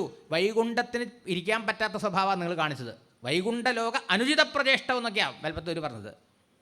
ഓരോ സ്ഥലത്തെത്തിക്കഴിഞ്ഞാൽ ആ സ്ഥലത്തിൻ്റെ മഹത്വത്തിന് യോജിച്ച രീതിയിൽ വേണം നമ്മൾ പെരുമാറാൻ. ഇവിടെ വന്നിട്ട് നിങ്ങൾ വൈകുണ്ഠത്തിന് ചേരാത്ത പ്രവൃത്തി ചെയ്തു. അതുകൊണ്ട് നിങ്ങളിപ്പോൾ കാണിച്ചത് അസുര സ്വഭാവമാണ്. അതുകൊണ്ട് നിങ്ങൾക്ക് പറ്റിയ ലോകം ഇതല്ല. അതുകൊണ്ട് ദൈത്യഗതിം ഭജേതം, അസുരയോനി പോയി പിറക്കുന്നു. ശാപം കിട്ടിയപ്പോൾ ജയവിജയന്മാർ ഞെട്ടി. അവർക്ക് മനസ്സിലായി, ഞങ്ങൾക്ക് തെറ്റുപറ്റി, മഹാത്മാക്കളാണ്, വേഗം കാൽക്കൽ വീണു. അവരോട് പ്രാർത്ഥിച്ചു, ഞങ്ങൾ ഏത് യോനി വേണമെങ്കിൽ പോവാം, പക്ഷേ ഭഗവാനെ മറക്കാൻ ഇടവരരുതേ. ഭഗവത് സ്മരണ ഉണ്ടായാൽ ഏത് നരകത്തിൽ പോയാലും കുഴപ്പമില്ല എന്നാണ്. അപ്പോൾ നോക്കൂ, ഇതവർക്ക് പറയണമെങ്കിൽ അവരുടെ ഉള്ളിൽ ആ സംസ്കാരം ഉണ്ടാവണ്ടേ? മനസ്സിലായോ? തൽക്കാലം കുറച്ച് അസുര സംസ്കാരം വന്നെങ്കിലും ആത്യന്തികമായി അവരുടെ ഉള്ളിലെ ഭക്തി കൊണ്ടാണല്ലോ ആ ദിവ്യലോകത്തിലെത്തിയത്. അത് കേട്ടപ്പോൾ സനകാദികളുടെ മനസ്സലിഞ്ഞു. മഹാത്മാക്കൾക്ക് അങ്ങനെ ദേഷ്യമൊന്നും വരില്ല. മഹാത്മാക്കളുടെ ആ മനസ്സ് വെണ്ണ പോലെയാണ്. അവരെ മനസ്സലിഞ്ഞു. ശപിക്കേണ്ടിയിരുന്നില്ല തോന്നി. മാത്രമല്ല സനകാദികൾ വിചാരിച്ചു, വാസ്തവത്തിൽ ഞങ്ങളല്ലേ ഇപ്പം തെറ്റുകാർ? ഇവരെ ഇവിടെ എന്തിനാണ് വെച്ചേക്കണത്? സെക്യൂരിറ്റി എന്തിനാ അപ്പോയിൻറ്റ് ചെയ്യണേ? തോന്നിയവരൊക്കെ ഇങ്ങോട്ട് കയറി വിടാനാ? കണ്ട കാറൊക്കെ ഇങ്ങോട്ട് വിടാൻ പറ്റില്ല. ഫ്ലാറ്റിൻ്റെ നമ്മൾ പറയില്ലേ അവരെ നീ എന്തിനാ അവരെ ഇങ്ങോട്ട് കയറ്റി വിട്ടത്? നമ്മൾ പാർക്കിംഗ് പറയില്ലേ? റെസിഡൻസിന് മാത്രമേ അകത്തേക്ക് പ്രവേശനമൊക്കെ വെളിയിൽ പാർക്ക് ചെയ്തോണം. ഓരോ നിയമമുണ്ട് സൊസൈറ്റി ഇല്ലേ? അപ്പോൾ സെക്യൂരിറ്റി ശമ്പളം കൊടുത്തു വയ്ക്കണതിനാ? തോന്നിയവരൊക്കെ കയറി വരാണ്ടിരിക്കാനല്ലേ അല്ലേ? അപ്പോൾ ജയവിജയന്മാർ അവരുടെ ഡ്യൂട്ടിയാണ് ചെയ്തത്. ഞങ്ങൾക്ക് അവരെ നമ്മൾ വേറൊരാൾ വീട്ടിൽ പോയിട്ട് അയാളുടെ വേലക്കാരൻ നമ്മളോട് അപമര്യാദയെ പെരുമാറി എന്ന് പറഞ്ഞാൽ അയാളെ പിരിച്ചുവിടാൻ നമുക്ക് വല്ല അർഹതയുണ്ടോ? അല്ലേ? ആലോചിച്ച് നോക്കൂ. സനകാദികളും അങ്ങനെയല്ലേ ഉണ്ടായത്? സനകാദികൾക്ക് തോന്നി വേണ്ടിയിരുന്നില്ല എന്ന്. എന്തിനു പറഞ്ഞു? ഇതൊക്കെ നടത്തി ഭഗവാന്റെ ഇച്ഛയാണല്ലോ. ഇത് കഴിയും, ശാപം കഴിയുമ്പോഴേക്കും ഭഗവാൻ വേഗം അനുഗ്രഹിക്കാൻ വേണ്ടി മഹാലക്ഷ്മിയോടും ഗരുഡ ഭഗവാനോടും കൂടി വേഗം പുറത്തേക്ക് വന്നു. വേഗം ഭഗവാന്റെ കാൽക്കൽ വീണ് സ്തുതിക്കണോ നമസ്കരിക്കണോ സനകാദി മഹർഷിമാർ ഞങ്ങൾ അബദ്ധം ചെയ്തു പോയി എന്നുള്ള നിലയിൽ. ഉടനെ അത് മനസ്സിലാക്കി ഭഗവാൻ. ഭക്തന്മാരുടെ മനസ്സാൽ അറിയില്ലേ? എല്ലാം അറിയുന്നതല്ലേ? ചിത്തജ്ഞനല്ലേ? സർവഭൂത മനോഭിജ്ഞനല്ലേ? സർവഭൂത ആത്മതൃക്കല്ലേ? അവിടുന്ന് കാണാണ്ടിരിക്കുക പലതും. സനകാദികൾക്ക് കുണ്ഠിതണ്ടായിട്ടുണ്ട് എന്ന് തോന്നി. ഉടനെ സനകാദികളെ പ്രശംസിച്ചുകൊണ്ട് അവരുടെ അവിടുത്തെ ശിക്ഷയെ അനുമോദിച്ചുകൊണ്ട് പറയാം, നന്നായി ജയവിജയന്മാരെ നിങ്ങൾ ശിക്ഷിച്ചത് നന്നായി. എൻ്റെ നിയമം എന്താ അറിയാമോ? എൻ്റെ കൈ അധർമ്മം ചെയ്താൽ ഞാനത് അങ്ങോട്ട് മുറിച്ചു കളയും അത്രേ. വൈകുണ്ഠത്തിലെ നിയമം. ഇങ്ങനെയുള്ള ന്യായാധിപന്മാർ വേണം അല്ലേ? ഇങ്ങനെയുള്ള രാജാക്കന്മാരും ഭരണാധികാരികളും വേണം. തൻ്റെ ജാതിക്കാർ, തൻ്റെ മതക്കാർ, തൻ്റെ പാർട്ടിക്കാർ അധർമ്മം ചെയ്താൽ, തെറ്റ് ചെയ്താൽ, എന്ത് ചെയ്താലും കുറ്റമില്ല. അല്ലാത്തവർ ചെയ്താൽ ഇല്ലാത്ത കുറ്റം അവരുടെ മേലുണ്ടാക്കുക. ഇന്നത്തെ പോക്ക് അങ്ങനെയാ അല്ലേ? അത് പാടില്ല എന്നത്. ഇതൊക്കെ നമ്മുടെ പുരാണങ്ങളിൽ നമുക്ക് എന്തൊക്കെ പഠിക്കാനുണ്ട്. വെറും കഥ മാത്രമല്ല നത്തം. അപ്പോൾ ഭഗവാൻ പറയുക, എൻ്റെ പാദം കഴുകിയ വെള്ളമാണ് ത്രിഭുവനങ്ങളെ പരിശുദ്ധമാക്കുന്ന ഗംഗ അല്ലേ? ആ ഗംഗയെ മഹാദേവൻ സദാ ശിരസിൽ വെച്ചുകൊണ്ടിരിക്കണം, മമ്മിയൂരപ്പൻ, ഈ പെരുന്തട്ടപ്പൻ. പക്ഷേ ആ മഹത്വം എനിക്കുണ്ടാക്കി തന്നത് നിങ്ങളാ. ബ്രാഹ്മണരെന്ന് അവിടെ പറഞ്ഞു. ബ്രാഹ്മണരെന്ന സനകാദികളെ പോലുള്ള ബ്രഹ്മജ്ഞാനികൾ, സർവവും ഭഗവന്മയമെന്ന് സാക്ഷാത്കരിച്ച മഹാത്മാക്കൾ, അവരാണ് ഭഗവാൻ പറയുന്നു എൻ്റെ ദൈവം. നിങ്ങളുടെ ധൂളി കൊണ്ടാണ് ഞാൻ ധന്യനാവുന്നത്. ഞാൻ എൻ്റെ ശിരസ് കൊണ്ടും കിരീടം കൊണ്ടും നിങ്ങളെപ്പോലുള്ള മഹാത്മാക്കളുടെ പാദധൂളി ശിരസിൽ അണിയുന്നു. അങ്ങനെയുള്ള നിങ്ങൾക്ക് അപരാധം ചെയ്താൽ അത് തീർച്ചയായിട്ടും ശിക്ഷാർഹല്ലേ? മാത്രമല്ല, ഇവിടെ വന്ന നിങ്ങളെ അപമാനിച്ചത്, എൻ്റെ ഭൃത്യന്മാരെ അപമാനിച്ചത് ഞാൻ അപമാനിച്ചതിന് തുല്യായി. ശരിയല്ലേ? നിങ്ങൾ വരുമെന്ന് പറഞ്ഞ് നേരത്തെ കാത്തിരുന്ന് നിങ്ങളെ സ്വീകരിക്കേണ്ടായിരുന്നു അല്ലേ? എൻ്റെ ഭൃത്യന്മാർ ചെയ്ത ആ അപരാധം, അതിൻ്റെ മോറൽ റെസ്പോൺസിബിലിറ്റി ഭഗവാൻ ഏറ്റെടുക്കുക. അതിൻ്റെ ഉത്തരവാദിത്വം എനിക്കുക. അതുകൊണ്ട് അവർക്ക് വേണ്ടി ഞാൻ നിങ്ങളോട് ക്ഷമാപണം ചെയ്യണം. ഇതാണ് ഭഗവാൻ സനകാദികളോട് പറയണത്. എന്ന് മാത്രമല്ല, അവർ തെറ്റ് ചെയ്തു, അവർ ശിക്ഷ അർഹിക്കുന്നു, നിങ്ങൾ ശിക്ഷ കൊടുത്തു. പക്ഷേ ആ ശിക്ഷ വേഗം അനുഭവിച്ച് വേഗം ഈ വൈകുണ്ഠത്തിലേക്ക് തന്നെ തിരിച്ചു വരാൻ അവരെ ഒന്ന് അനുഗ്രഹിക്കുമെന്ന്. ഭഗവാന്റെ വാക്കിൻ്റെ അർത്ഥം മനസ്സിലായില്ല സനകാദികൾക്ക്. ഭഗവാനെ, ഞങ്ങൾ അവിടുത്തെ മായയിൽ മോഹിതരാ. അവിടത്തേക്ക് അനുഗ്രഹം ഞങ്ങളുടെ ബ്രാഹ്മണരെ ഭാരതൂളി വേണോ അവിടത്തേക്ക് നിർമ്മലമാവാൻ? മാത്രമല്ല, ഞങ്ങളുടെ അനുഗ്രഹം അവിടത്തേക്കോ? അവിടത്തേക്ക് ഞങ്ങളുടെ ശാപത്തെ ഇല്ലാണ്ടാക്കാനുള്ള അധികാരമുണ്ട് അല്ലേ? പക്ഷേ ഞങ്ങൾക്കറിയാം, ലോകത്തിനെ പഠിപ്പിക്കാൻ വേണ്ടി, മഹാത്മാക്കളുടെ മഹത്വം ലോകത്ത് മറ്റുള്ളവരെ പഠിപ്പിക്കാൻ വേണ്ടിയിട്ട് അവിടെ നിന്ന് ഇങ്ങനെ പറയണതാണ്, പ്രവർത്തിക്കണതാണെന്ന് സനകാദികൾക്ക് മനസ്സിലായി എന്നർത്ഥം.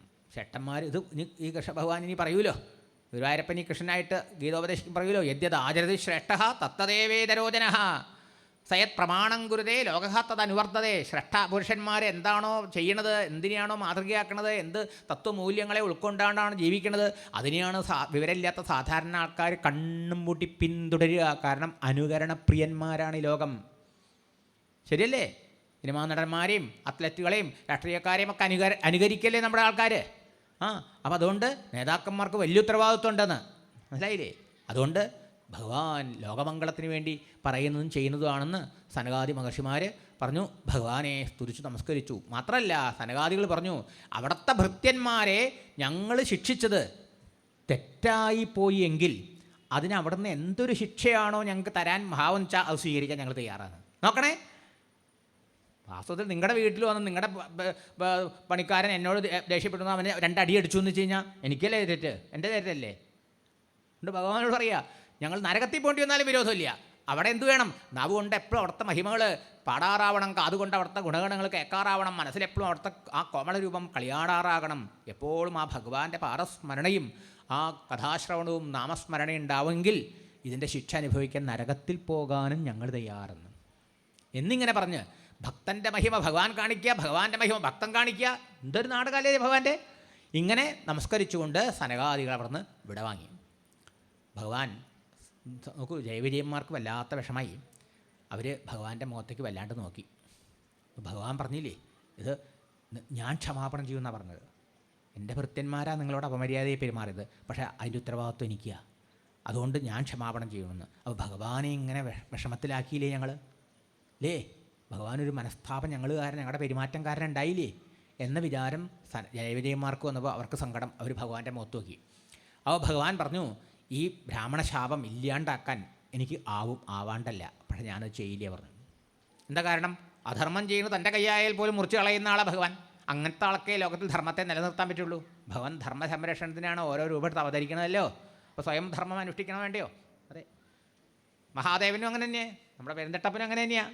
മഹാദേവൻ എന്താ പറഞ്ഞത്? സ്വന്തം ഫാദറിലും ആയാലും അധർമ്മം ചെയ്ത് തെറ്റ് ചെയ്ത ആക്ഷൻ ദക്ഷിണ നേരെ അല്ലേ, തലകടില്ലായിട്ട് കോമിച്ചില്ലേ, മനസ്സിലായില്ലേ? ഇതാണ് നമ്മുടെ ദേവന്മാരും ദേവന്മാരൊക്കെ നമ്മളെ പഠിപ്പിക്കണം പുരാണങ്ങളിൽ. ഇത്തരം ഇങ്ങനെയുള്ള ഈ കഥകളൊക്കെ കേട്ട് അങ്ങനെയുള്ള ആളുകൾ വലിയ വലിയ ഉയർന്ന ലെവലിൽ വരണം, ഭരണാധികാരികളായും അതുപോലെ നിയമങ്ങൾ കൈകാര്യം ചെയ്യുന്നവരായിട്ടൊക്കെ വരണം എന്ന്. എന്തായാലും വളരെ സന്തോഷമായി ഭഗവാൻ ആ ഭക്തന്മാരെ ജയവിജയന്മാരെ അനുഗ്രഹിച്ചു. ശാപം ഇല്ലാണ്ടാക്കിയാൽ എന്താ കുഴപ്പം? സനകാദികളെ വിലയില്ലാണ്ടാവൂലേ? സനകാദികളുടെ അത്യധികം ബഹുമാന ഭഗവാൻ കാണിച്ചുല്ലോ. മാത്രമല്ല ഭഗവാൻ കാണിക്കണം എന്താ, നമ്മൾ ചെയ്ത കർമ്മത്തിൻ്റെ ഫലം നമ്മൾ അനുഭവിച്ച് തീരണം. മനസ്സിലായോ?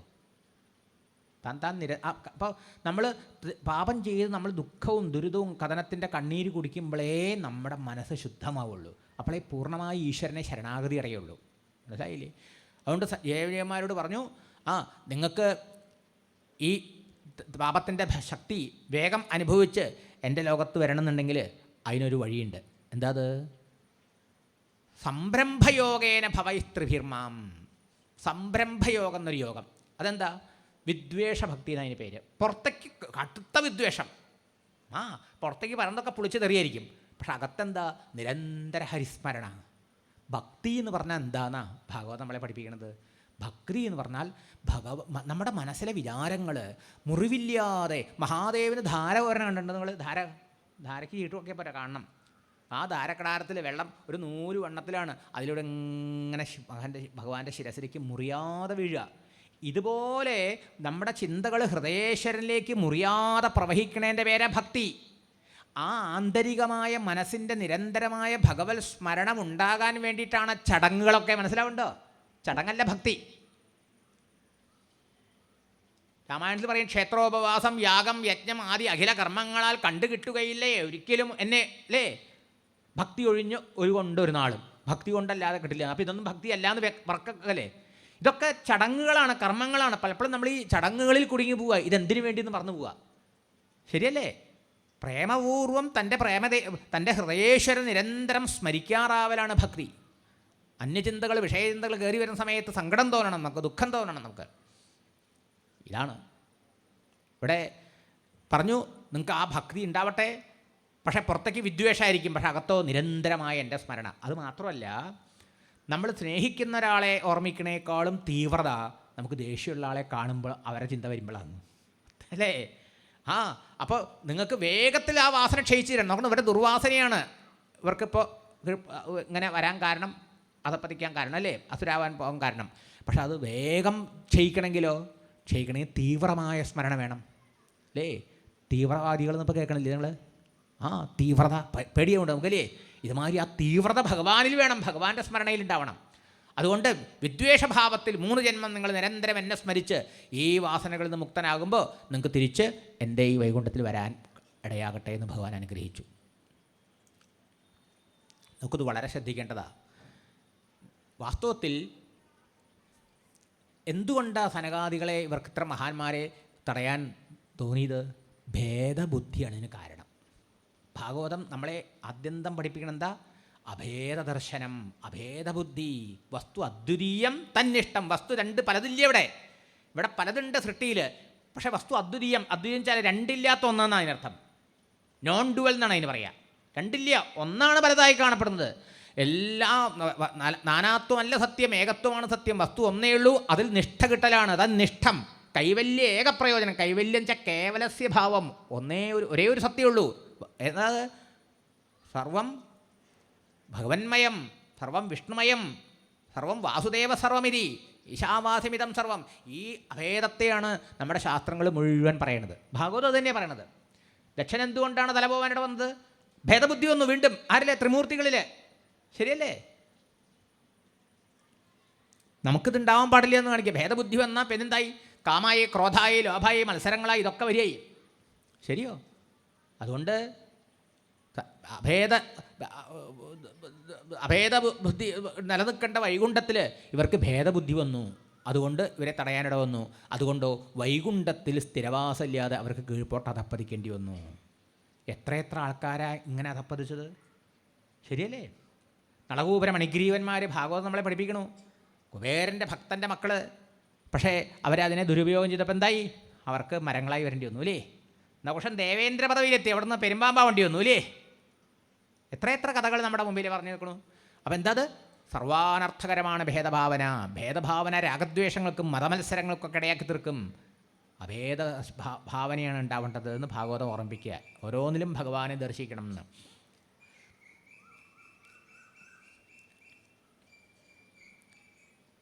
ശാസ്ത്രങ്ങൾ പറയണു 3 ഇവരുടെ ജന്മം ഏതാണ്?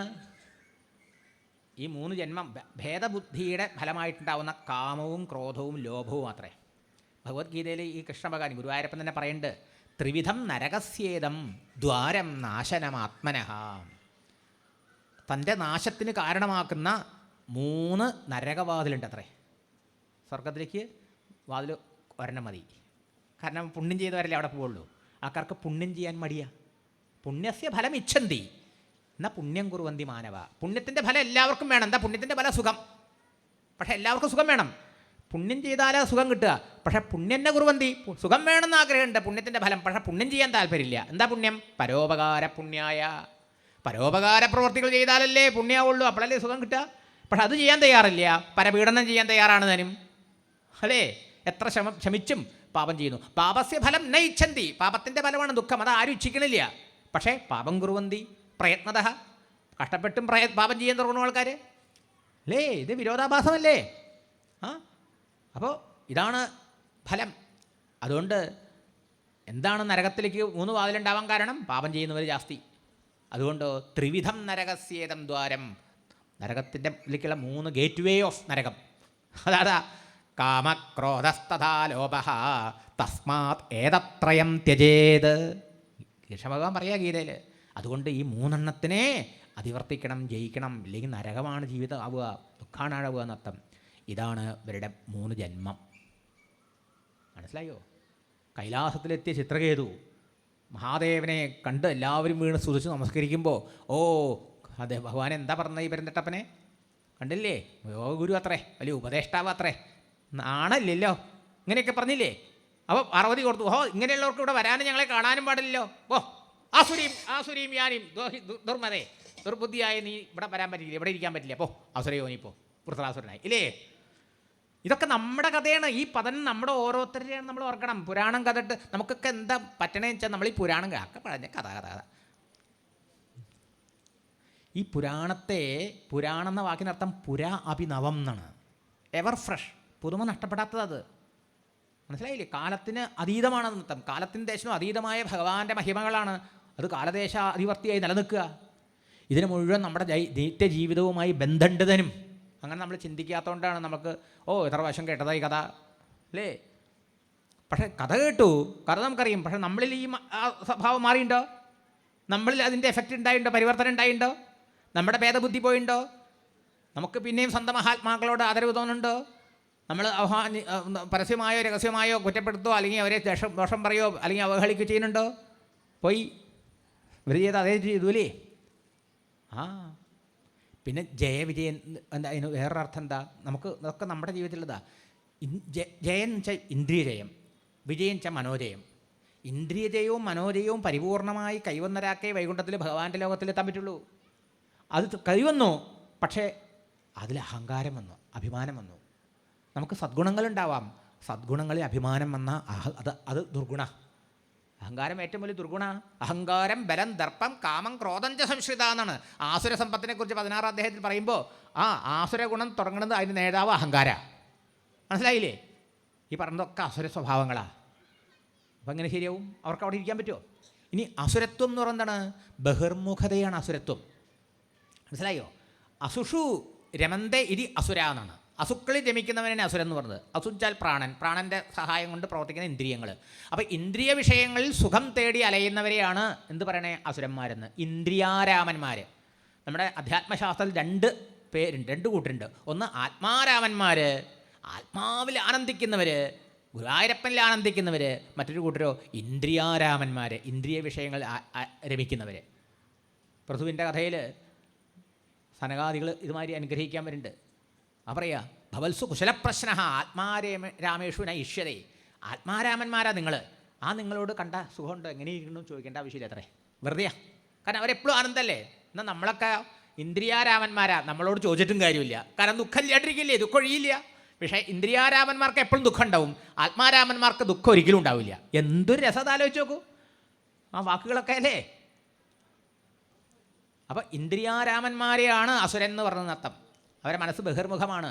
അന്തർമുഖന്മാർക്കേ ഭഗവാനെ കാണാൻ പറ്റുള്ളൂ, ഭഗവാന്റെ ലോകത്തിൽ വസിക്കാൻ പറ്റുള്ളൂ. ഏതായാലും ഇതൊക്കെ നമ്മുടെ സ്വഭാവം കൂടി കുറച്ചും കൂടി സമയം എനിക്ക് തന്നിട്ടുണ്ട്. അടുത്ത സെഷൻ കൂടി എന്നോട് കൈകാര്യം ചെയ്യാൻ പറഞ്ഞിട്ട് ഞാൻ അത്ര പരത്തി പറയണം കേട്ടോ. അത് നിങ്ങൾ വിചാരിക്കരുത് സ്വാമി വേഗം വരാഹങ്ങൾ പറഞ്ഞു ഇവിടെ പോയിക്കൂടെ. ഒന്നാമത് വെറും കഥ നിങ്ങൾക്കറിയും.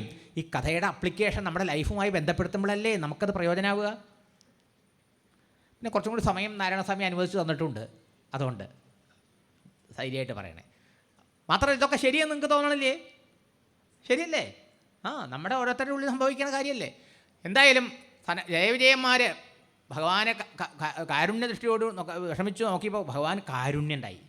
ഭഗവാൻ പറഞ്ഞു, അവർ പറയാ ഭഗവാനെ ഞങ്ങളിപ്പോൾ ഇവിടുന്ന് പോയി, ഇനി അസുര യോനിയിൽ പോയി പറഞ്ഞു. ഞങ്ങൾക്ക് നിശ്ചയം ഉണ്ടാവുമോ, ഓർമ്മയുണ്ടാവുമോ ഞങ്ങൾ വൈകുണ്ഠത്തിൽ നിന്ന് വന്നവരാന്ന്? ശരിയല്ലേ? ഇപ്പോൾ നമ്മൾ കഴിഞ്ഞ ജന്മത്തിൽ എവിടെയായിരുന്നു നമുക്ക് വല്ല നിശ്ചയമുണ്ടോ, ഓർമ്മയുണ്ടോ? ഇല്ലല്ലോ. അപ്പോൾ ഭഗവാൻ പറഞ്ഞു അതിന് നിങ്ങൾ പരിഭ്രമിക്കേണ്ട, അത് ഞാനേ ഏറ്റു. സമയം വരുമ്പോൾ നിങ്ങളെ ഓർമ്മപ്പെടുത്തി തിരിച്ച് ആ ശരീരത്തിൽ നിന്ന് മോചിപ്പിക്കുന്ന കാര്യം ഞാനേ ഏറ്റു പറഞ്ഞു. നോക്കൂ ഭഗവാന്റെ വാത്സല്യം, കാരുണ്യം.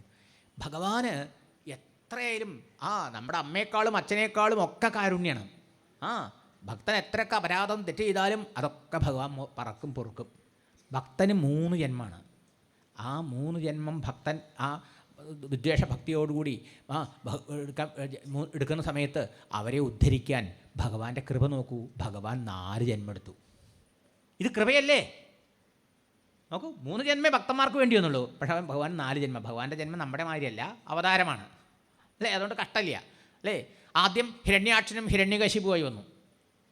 ആ അവതാരത്തിൽ ഭഗവാൻ 2 അവതാരം എടുത്തു, വരാഹവും നരസിംഹവും, അവർക്ക് സൽഗതി കൊടുക്കാൻ. പിന്നെ രാവണ കുംഭകർണന്മാരായപ്പോൾ ശ്രീരാമചന്ദ്രനായി വന്നു. പിന്നെ ശിശുപാല ദന്തഭക്തന്മാരായപ്പോൾ ഭഗവാൻ ശ്രീകൃഷ്ണനായിട്ടും വന്നു. അപ്പോൾ 4 അവതാരം ഭഗവാൻ എടുത്തില്ലേ. അവിടെയും ഭഗവാന്റെ വാത്സല്യമല്ലേ, കാരുണ്യമല്ലേ. പക്ഷെ നമുക്ക് എന്ത് വേണം? നമ്മൾ ചെയ്ത് തെറ്റായിപ്പോയി എന്നുള്ള കുറ്റബോധവും പ്രായശ്ചിത്വവും ഭഗവാനോട് സമർപ്പണം വേണം. അത് ജയവിജയന്മാർക്കുണ്ടായി അല്ലേ. മഹർഷിമാർ ശപിച്ചപ്പോൾ തന്നെ അവർക്ക് ബോധ്യം വന്നു, അയ്യോ അബദ്ധായി പോയി എന്ന്. ഇപ്പോൾ ഭഗവാൻ എന്ന് പറഞ്ഞപ്പോഴും അത് തന്നെ ബോധ്യം വന്നവർക്ക് നൃത്തം ആട്ടെ. ഇങ്ങനെ ജയവിജയന്മാർ വൈകുണ്ഠത്തുനിന്ന് കീഴ്പോട്ട് പോരുക. നോക്കണം, ഇതെല്ലാം നിങ്ങൾ ചേർത്ത് വായിക്കണേ. എന്തുകൊണ്ടാണ് നമ്മുടെ നാട്ടിൽ ഭീകരന്മാരുണ്ടാവുന്നത്? എന്തുകൊണ്ടാണ് മക്കൾ പറഞ്ഞാൽ കേൾക്കാണ്ട് അച്ഛനും അമ്മയ്ക്കും മനോവേദന ഉണ്ടാക്കുന്ന, നാട്ടുകാർക്ക് മുഴുവൻ തലവേദനയും ഉറക്കം കിടത്തലും ചെയ്യുന്ന പിള്ളേർ ജനിക്കുന്നത്? നമ്മൾ ആരെങ്കിലും ആലോചിച്ചിട്ടുണ്ടോ? ഈ പിള്ളേരൊക്കെ എങ്ങനെയാണ് ഉണ്ടായത്? ഇതൊക്കെ നീയൊക്കെ ഏത് നേരത്തട ഉണ്ടായെന്നൊക്കെ നമ്മളൊരു ചോദിക്കാറുണ്ട് ചിലപ്പോൾ അല്ലേ. ഇത് വളരെ പ്രസക്തമായ ചോദ്യമാണ് ഈ ഭാഗവത്തിൽ. ആ ഭാര്യയും ഭർത്താവും തമ്മിൽ ബന്ധപ്പെടുന്ന ആ സമയത്തിന് പ്രാധാന്യമുണ്ട് അത്രേ. ആ ബന്ധപ്പെടുന്ന സമയത്തുള്ള അവരുടെ മാനസികമായ ഭാവത്തിന് ആ കുട്ടിയുടെ സ്വഭാവത്തെ സ്വാധീനിക്കാനുള്ള കഴിവുണ്ട് അത്രേ. മനസ്സിലായോ? അതുകൊണ്ട് നിങ്ങൾ എല്ലാവരും മിക്ക വീട്ടിലുണ്ടാവും എന്ത്? പഞ്ചാംഗം. ഈ പഞ്ചാംഗത്തിൻ്റെ പുറകിൽ ആദ്യത്തെ ഭാഗം നിങ്ങൾ നോക്കും, പുറകിൽ തുടക്കുകയുള്ളൂ. ഉത്തമ പിള്ളേർ ജനിക്കാൻ ഏതേത് ദിവസങ്ങളിൽ ബന്ധപ്പെടുന്നൊക്കെ എഴുതിയൊന്ന് പോയി വായിച്ചു നോക്കൂ. മനസ്സിലായോ? ഋതുമതിയായി കുളിച്ചിട്ട് ഇന്ന ദിവസം ബന്ധപ്പെട്ട ഇങ്ങനത്തെ കുട്ടി ഉണ്ടാവും, ഇന്ന ദിവസം ബന്ധപ്പെട്ട ഇന്നത്തെ കുട്ടി ഉണ്ടാവും. ഇതൊക്കെ അതിൽ എഴുതി വെച്ചിട്ടുണ്ട്. നോക്കിയിട്ടോ നിങ്ങൾ ഒന്ന് വായിക്കൂ. ഞാൻ വായിച്ചിട്ടാണ് പറയണേ. അപ്പോൾ ഇതെന്താ വെച്ചാൽ നമുക്കൊരു റിസർച്ച് ത്വര വന്നു. അതായത് ഭാഗവതത്തിൽ പറഞ്ഞാണ്, സന്ധ്യാസമുൽപാദന കഷ്ടചേഷ്ടവും കഷ്ടയുവാം ദൈത്യഗതി പല യമായുവ അന്യവും, 2 യമന്മാരെ ഇരട്ടയായിട്ട് 2 യമന്മാരെ മാറി നിങ്ങൾ പിറക്കുന്ന മഹർഷി ശപിക്കുന്നുണ്ട് അല്ലേ, രക്ഷപ്പെട്ട് പറയുന്നുണ്ട്. അപ്പോൾ ഈ സന്ധ്യാസമയത്ത് ബന്ധപ്പെട്ട് അങ്ങനെ ഉണ്ടാവുമോ? അപ്പോൾ ഓരോ സമയത്തിന് അങ്ങനെ ഉണ്ടാവുമോ? അങ്ങനെ നോക്കിയപ്പോൾ മഹാഭാരതം വായിക്കാതെ വന്നു. മഹാഭാരതം വായിച്ചപ്പോഴാണ് വേദവ്യാസ മഹർഷി ഈശ്വരവതാരമായ വേദവ്യാസ മഹർഷിയുടെ മക്കളല്ലേ ധൃതരാഷ്ട്രനും പാണ്ഡുവും വിതുരനും.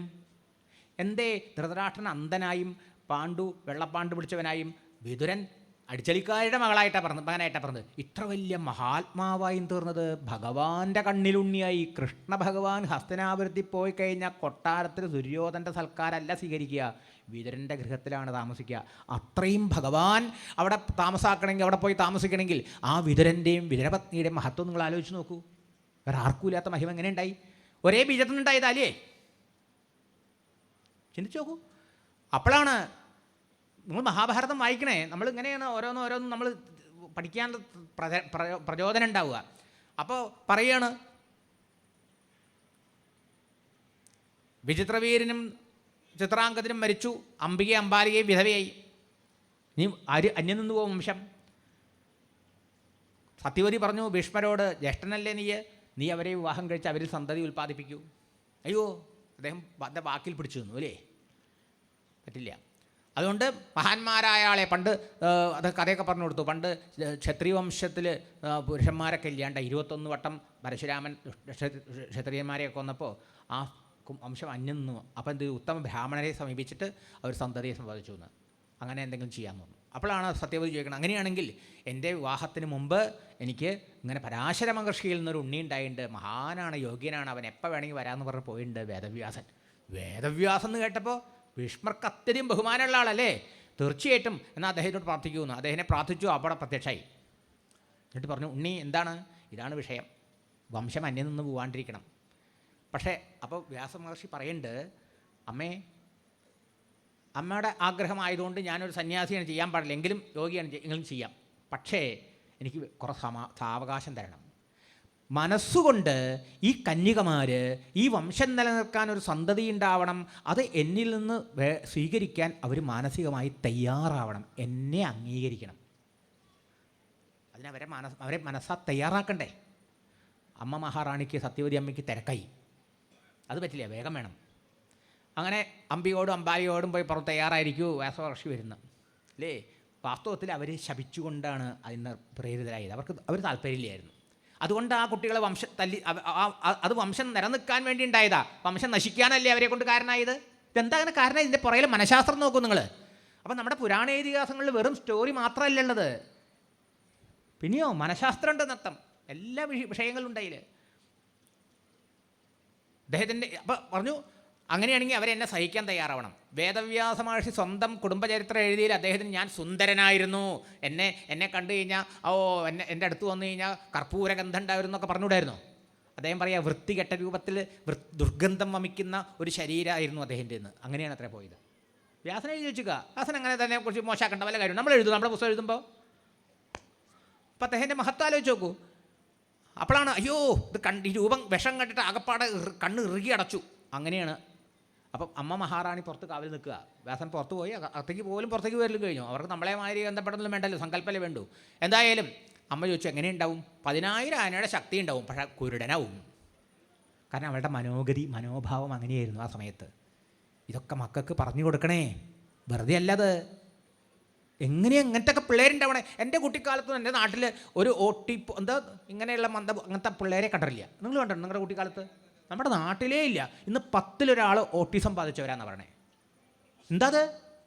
നിങ്ങൾ ആലോചിച്ച് നോക്കണം. ഒരു തപസ്സില്ല, എങ്ങനെയൊക്കെ ബന്ധപ്പെടുന്നത്, എന്തൊക്കെ വിചാരത്തിലാണ് കഴിയണത് ഗർഭകാലത്ത്. ഇതൊന്നും നമ്മൾ മക്കൾക്ക് പറഞ്ഞു കൊടുക്കണില്ല. ഭാഗവതം നമ്മളൊക്കെ വയസ്സായ ആൾക്കാർ വന്ന് കേൾക്കണ്ട പോരാ, വരും തലമുറയ്ക്ക് ഇതിനെ പകർന്നു കൊടുക്കണം. ഇത് 1-ാം തരം റിസർച്ച് പേപ്പേഴ്സ് സബ്മിറ്റ് ചെയ്തിരിക്കണം. നാരദ മഹർഷിയാണ് ഏറ്റവും വലിയ PhD എടുത്ത ആൾ, മനസ്സിലായോ? കുട്ടികളിലും വലിയവരിലും ഒക്കെ റിസർച്ച് നടത്തിയ ആൾ അദ്ദേഹം. ചിന്തിച്ച് നോക്കൂ. അത് കഴിഞ്ഞു അമ്പാലികയുടെ ഉഴായി. അമ്പാലിയെ അദ്ദേഹത്തിൻ്റെ വൃത്തികെട്ട രൂപം കണ്ട സമയത്ത് വലിയ പുതപ്പെടുത്ത് മൂടി പുതച്ചിരുന്നു.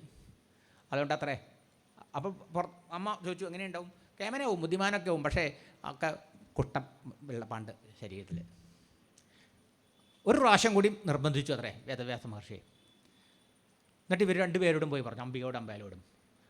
അമ്മ മഹാറാണി കബളിപ്പിച്ചു. അവർക്കിഷ്ടമില്ല. അവർ അടിച്ചലിക്കാരിയോട് പറഞ്ഞു. അവൾക്ക് ഇവരെ പട്ടാക്കം കൊടുത്തു, പണ്ടാങ്ങളൊക്കെ അണിയിച്ചു, മേക്കപ്പ് ഒക്കെ ചെയ്തു, സിനിമയിൽ മേക്കപ്പ് ചെയ്യണവർ മേക്കപ്പ് ചെയ്യിച്ചു. വ്യാസൻ പൊട്ടനാന്നവരെ വിചാരേ. വ്യാസൻ സർവജ്ഞൻ, ത്രികാലജ്ഞാനി, ഈശ്വരാവതാരം.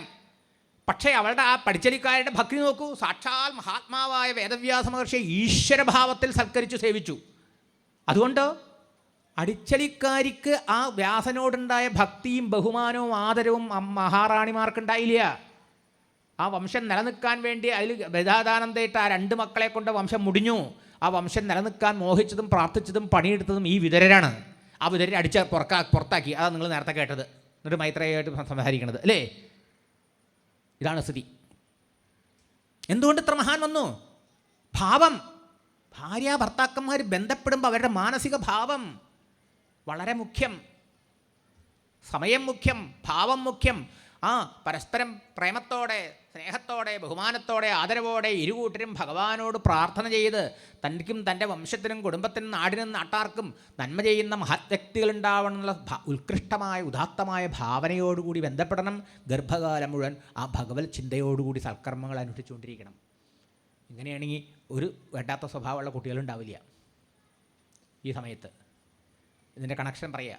ജയവിജയന്മാരവിടുന്ന് ശാപം കൊണ്ട് കീഴ്പൊട്ടൂല. ഈ റേഡിയോൻ്റെയും ടി വിയുടെയും ഒക്കെ തരംഗങ്ങൾ ഒരുപാട് നമ്മുടെ ഈ അന്തരീക്ഷത്തിലുണ്ട്. നമുക്ക് കാണാൻ പറ്റില്ല. പക്ഷേ ആ നിലയത്തിലേക്ക് ട്യൂൺ ചെയ്താൽ റേഡിയോയിൽ കിട്ടും. അല്ലെങ്കിൽ ചാനൽ അതിന് മാറ്റാന്ന് വെച്ചാൽ ട്യൂൺ ചെയ്താൽ നമുക്ക് ആ പ്രോഗ്രാം കാണാം അല്ലേ? ഇതുമാതിരി എത്രയോ സൂക്ഷ്മ ജീവന്മാർ ഈ അന്തരീക്ഷത്തിലുണ്ട്. തനിക്ക് പറ്റിയ അച്ഛനമ്മമാരെ കാത്തു നിൽക്കുന്നുണ്ട്. അറിയോ നമുക്ക്? നിങ്ങൾ ഭാഗവതമൊക്കെ കേട്ട് ഭാര്യ ഭർത്താക്കന്മാർ നാമം ജപിച്ച് ഗുരുവായൂരപ്പനെയൊക്കെ ഭജന ഇരുന്നിട്ടാണ് ഗുരുവായൂരപ്പ അവിടത്തെ സേവിക്കാൻ ഭാഗത്ത് നല്ലൊരു ഉണ്ണി ഉണ്ടാവണമെന്ന് പ്രാർത്ഥിച്ചുകൊണ്ട് നിങ്ങൾ ബന്ധപ്പെടുമ്പോൾ ആ സജ്ജീവൻ, പുണ്യം ചെയ്ത ജീവൻ, കാത്തു നിൽക്കുന്ന ജീവൻ നിങ്ങളിലൂടെ പറക്കും. ഇതാണ് സത്യം. ഇതൊക്കെ നമ്മൾ പറഞ്ഞു കൊടുക്കാത്തത്. വെറുതെ കല്യാണം കഴിപ്പിക്കും. കുറേ കടം പഠിച്ചിട്ടും കുറേ പണ്ടം കൊടുത്തിട്ടും നാട്ടുകാരെ വിളിച്ച് സദ്യ കൊടുത്തിട്ടും. എന്ത് കൊടുക്കേണ്ടത് കൊടുക്കൂല. സംസ്കാരമാണ് കൊടുക്കേണ്ടത്. ആട്ടെ, ഈ ജയവിജയന്മാർ ഇത്ര വലിയ ഭക്തന്മാർ കീഴ്പോട്ട് വരുമ്പോൾ ഇവിടെ അതിനുള്ള നിലം പാകാവണമല്ലോ. കശ്യപ മഹർഷി ത്രിസന്ധ്യ സമയത്ത് ഭഗവത് ധ്യാന നിരതനായിരിക്കുക. ഈ സമയത്താണ് ദിതിയുടെ മനസ്സിൽ, ഭാര്യ ദിതിക്ക് കാമവേഗം ആഗ്രഹം നിയന്ത്രിക്കാൻ സാധിച്ചില്ല അത്രേ. ആ കാമത്തിൻ്റെ ശക്തി കൊണ്ട് ഓടി വന്നു. ഭർത്താവിനോട് പറയാണ്, അതേ എനിക്ക് എൻ്റെ സഹോദരിമാർക്കൊക്കെ മക്കളുണ്ടായി, എനിക്ക് മാത്രം മക്കളുണ്ടായിട്ടില്ല. ഞങ്ങളെയൊക്കെ ആരെ വിവാഹം കഴിക്കേണ്ടി വെച്ചപ്പോൾ അങ്ങേ വിവാഹം കഴിക്കണം ഞങ്ങളൊക്കെ ഒരേ സ്വരത്തിൽ പറയാൻ കാരണം അങ്ങയിൽ നിന്ന് ഞങ്ങൾക്ക് യോഗ്യന്മാരായ സന്തതി ഉണ്ടാവും വെച്ചിട്ടാണ്. അതുകൊണ്ട് എനിക്ക് മാത്രം സന്തതി ഉണ്ടായിട്ടില്ല. അതുകൊണ്ട് ഉടനെ ഇപ്പം സന്തതി ഉൽപ്പാദനം ചെയ്യണമെന്ന് നമുക്ക് അറിയാണ്ടല്ലേ മഹർഷി പറഞ്ഞു കൊടുക്കണ്ട്. എത്ര പറഞ്ഞു കൊടുക്കേണ്ടത്? അരുത് കുട്ടി, മഹാദേവൻ ഭൂതഘടങ്ങളോട് സഞ്ചരിക്കുന്ന സമയം അവിടത്തെ നിന്ദിക്കാൻ പാടില്ല. എല്ലാത്തിനും സമയമുണ്ട്. നിൻ്റെ ആഗ്രഹം ധാർമ്മികമാണ്, അതിന് പറ്റിയ സമയത്ത് ഞാൻ സാധിപ്പിച്ചു തരാം, ഒന്ന് അടങ്ങിയിരിക്കൂ, ഈ സമയത്ത് പറയരുത്, അങ്ങനെ ചെയ്യാൻ പാടില്ല എന്നൊക്കെ ഗുണദോഷിച്ചു. പക്ഷേ കാമത്തിൻ്റെ ശക്തിയെ നിയന്ത്രിക്കാനാവില്ല. ഭാഗവതം പറയണു, വൃഷളീപ ഗതത്രപാന, നാണമില്ലാത്ത വേശ്യമാരി പെരുമാറി എന്നാണ് പറഞ്ഞത്. പച്ചയേട്ട വ്യാസമഹർഷി പറഞ്ഞേ. പിടിച്ചു വലിച്ചു, അദ്ദേഹത്തിനെ വസ്ത്രം പിടിച്ചു വലിച്ചു. അദ്ദേഹം മഹാനാണ്, ത്രികാലജ്ഞാനി. അദ്ദേഹത്തിന് മനസ്സിലായി, എന്താ ഇവൾക്ക് ഞാൻ ഗുണദോഷിച്ചിട്ടും ഇവളെന്താ കേൾക്കാത്തത്? അപ്പോൾ ധ്യാനിച്ചു നോക്കി മനസ്സിലായി, ജയവിജയന്മാർ അവിടെ ഇങ്ങനെ ദുഷ്ടന്മാരായി വരാൻ തയ്യാറായിരിക്കുക. അപ്പോൾ അതിന് പറ്റിയ സമയം വേണം. എന്നാലേ ഇവൾക്ക് തോന്നിയാലേ വരാൻ പറ്റുള്ളൂ. ഈശ്വരേച്ഛയ്ക്ക് വഴങ്ങിക്കൊണ്ട് മഹാത്മാവായ അദ്ദേഹം ആ സന്ധ്യസമയം ദോഷമാണ്, ഉണ്ടായാൽ ലോകത്തിന് ഉപദ്രവമാവുന്ന പിള്ളേരാണ് ഉണ്ടാവാന്ന് അറിഞ്ഞുകൊണ്ട് തന്നെ അവളിൽ ഗർഭാധാനം ചെയ്തു. അറിഞ്ഞുകൊണ്ട് അദ്ദേഹം തെറ്റ് ചെയ്ത്, അതുകൊണ്ട് ഉടനെ പ്രായശ്ചിത്തം ചെയ്തു. മനസ്സിലായോ? വീണ്ടും ഭഗവത് ബ്രഹ്മധ്യാന നിരതനായിരുന്നു. ആ കാമാവേഗം കഴിഞ്ഞപ്പോഴോ, ആ ശക്തി കഴിഞ്ഞപ്പോഴോ ദിതിക്ക് കുറ്റബോധമായി, പശ്ചാത്താപായി. മഹാദേവനെ വിളിച്ച് തൊഴുതു നമസ്കരിക്കുക. ഭഗവാനെ, ഉണ്ണികൾക്കാപത്തൊന്നും വരരുതേ, ഉണ്ണികളെ കാത്ത് രക്ഷിച്ചോളണേ, ഭഗവാനോട് പ്രാർത്ഥിച്ചു. അത് കഴിഞ്ഞ് ഭർത്താവിൻ്റെ കാൽക്കൽ വീണ് നമസ്കരിച്ചുകൊണ്ട് കരയുക, ഭഗവാനെ, എൻ്റെ അപ്പോഴത്തെ ആ എന്താ പറയുക വിവേകം കൊണ്ട് അങ്ങനെയൊക്കെ ഞാൻ പ്രവർത്തിച്ചു, പക്ഷേ അതുകൊണ്ട് വല്ല രാവണനിന്ദയൊക്കെ ഇടവരരുത്, അങ്ങനെയുള്ള മക്കളുണ്ടാവരുത്, എൻ്റെ മക്കൾക്ക് ദോഷമൊന്നും വരരുത്, അതിനവിടുന്ന് കാത്തു രക്ഷിക്കണമെന്ന്. ആദ്യം അദ്ദേഹത്തിന് കുറച്ച് ദേഷ്യമാണ് വന്നത്.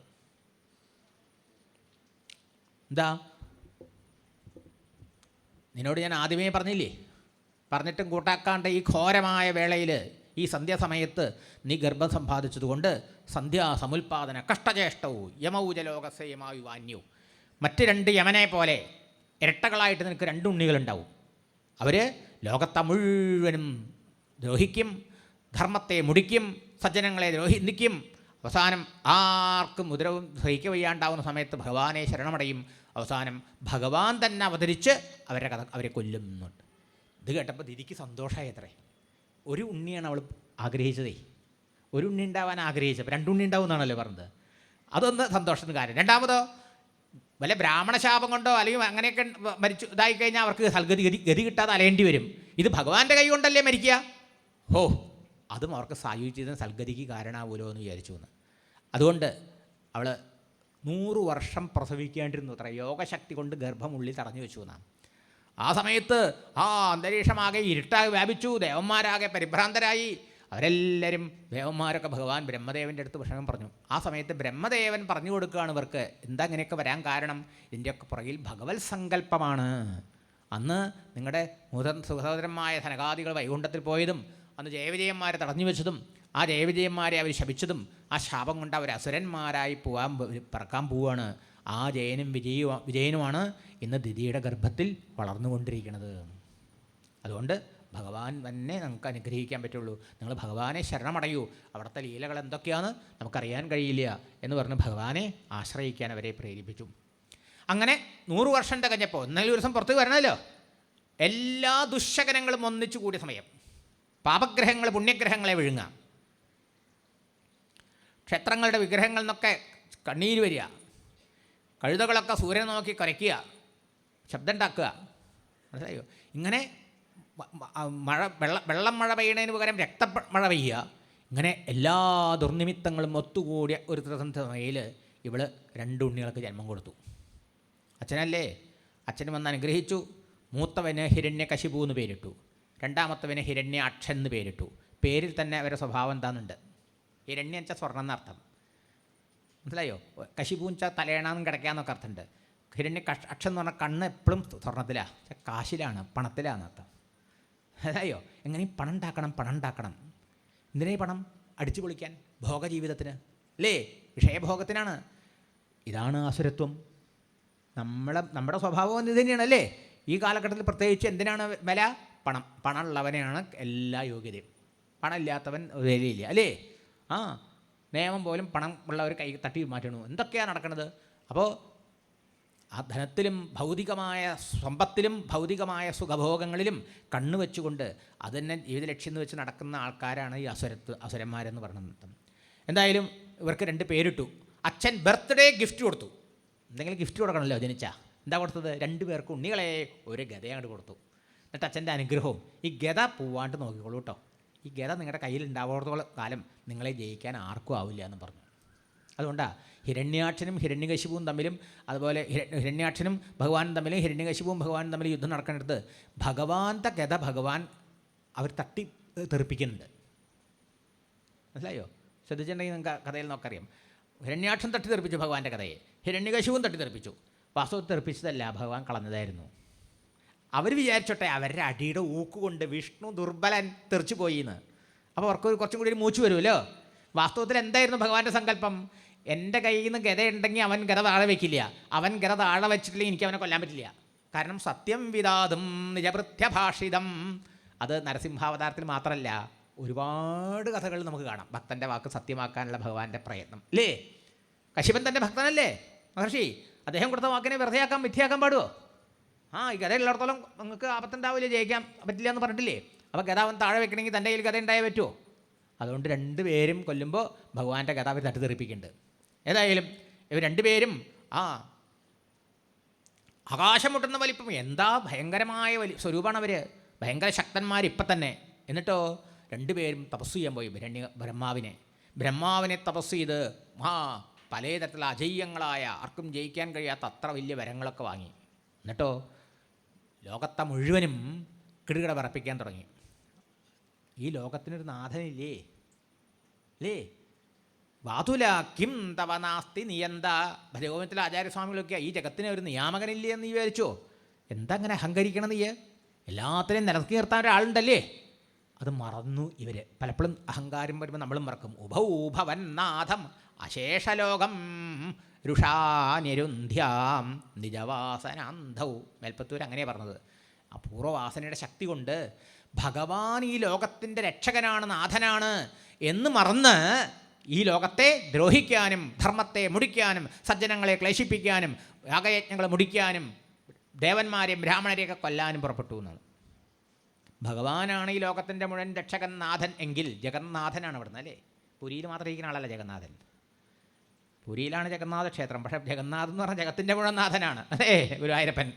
അപ്പോൾ ഭഗവാൻ ഈ ജഗത്തിൻ്റെ നാഥനായിട്ടിരിക്കുമ്പോൾ ആ ഭഗവാന്റെ രാജ്യത്തെയും ലോകത്തെയും ആ ലോകത്തിലുള്ള ആ ഭഗവാൻ സൃഷ്ടിച്ച പ്രജകളെയും സജ്ജനങ്ങളെയും ധർമ്മത്തെയും ഒരാൾ കൈകാര്യം ചെയ്യാൻ മുടിക്കാൻ വന്നു കഴിഞ്ഞാൽ ഭഗവാൻ നോക്കിയിരിക്കുമോ? ഇല്ല, നിയാമകനുണ്ടെന്നർത്ഥം. പക്ഷെ എന്തുകൊണ്ട്? അവർ പൂർവവാസനയുടെ ശക്തി കൊണ്ട് ഇതൊക്കെ മറന്നുകൊണ്ട് അങ്ങേറ്റത്തെ ദുഷ്പ്രവൃത്തികൾ ചെയ്യാൻ തുടങ്ങിയെന്നർത്ഥം.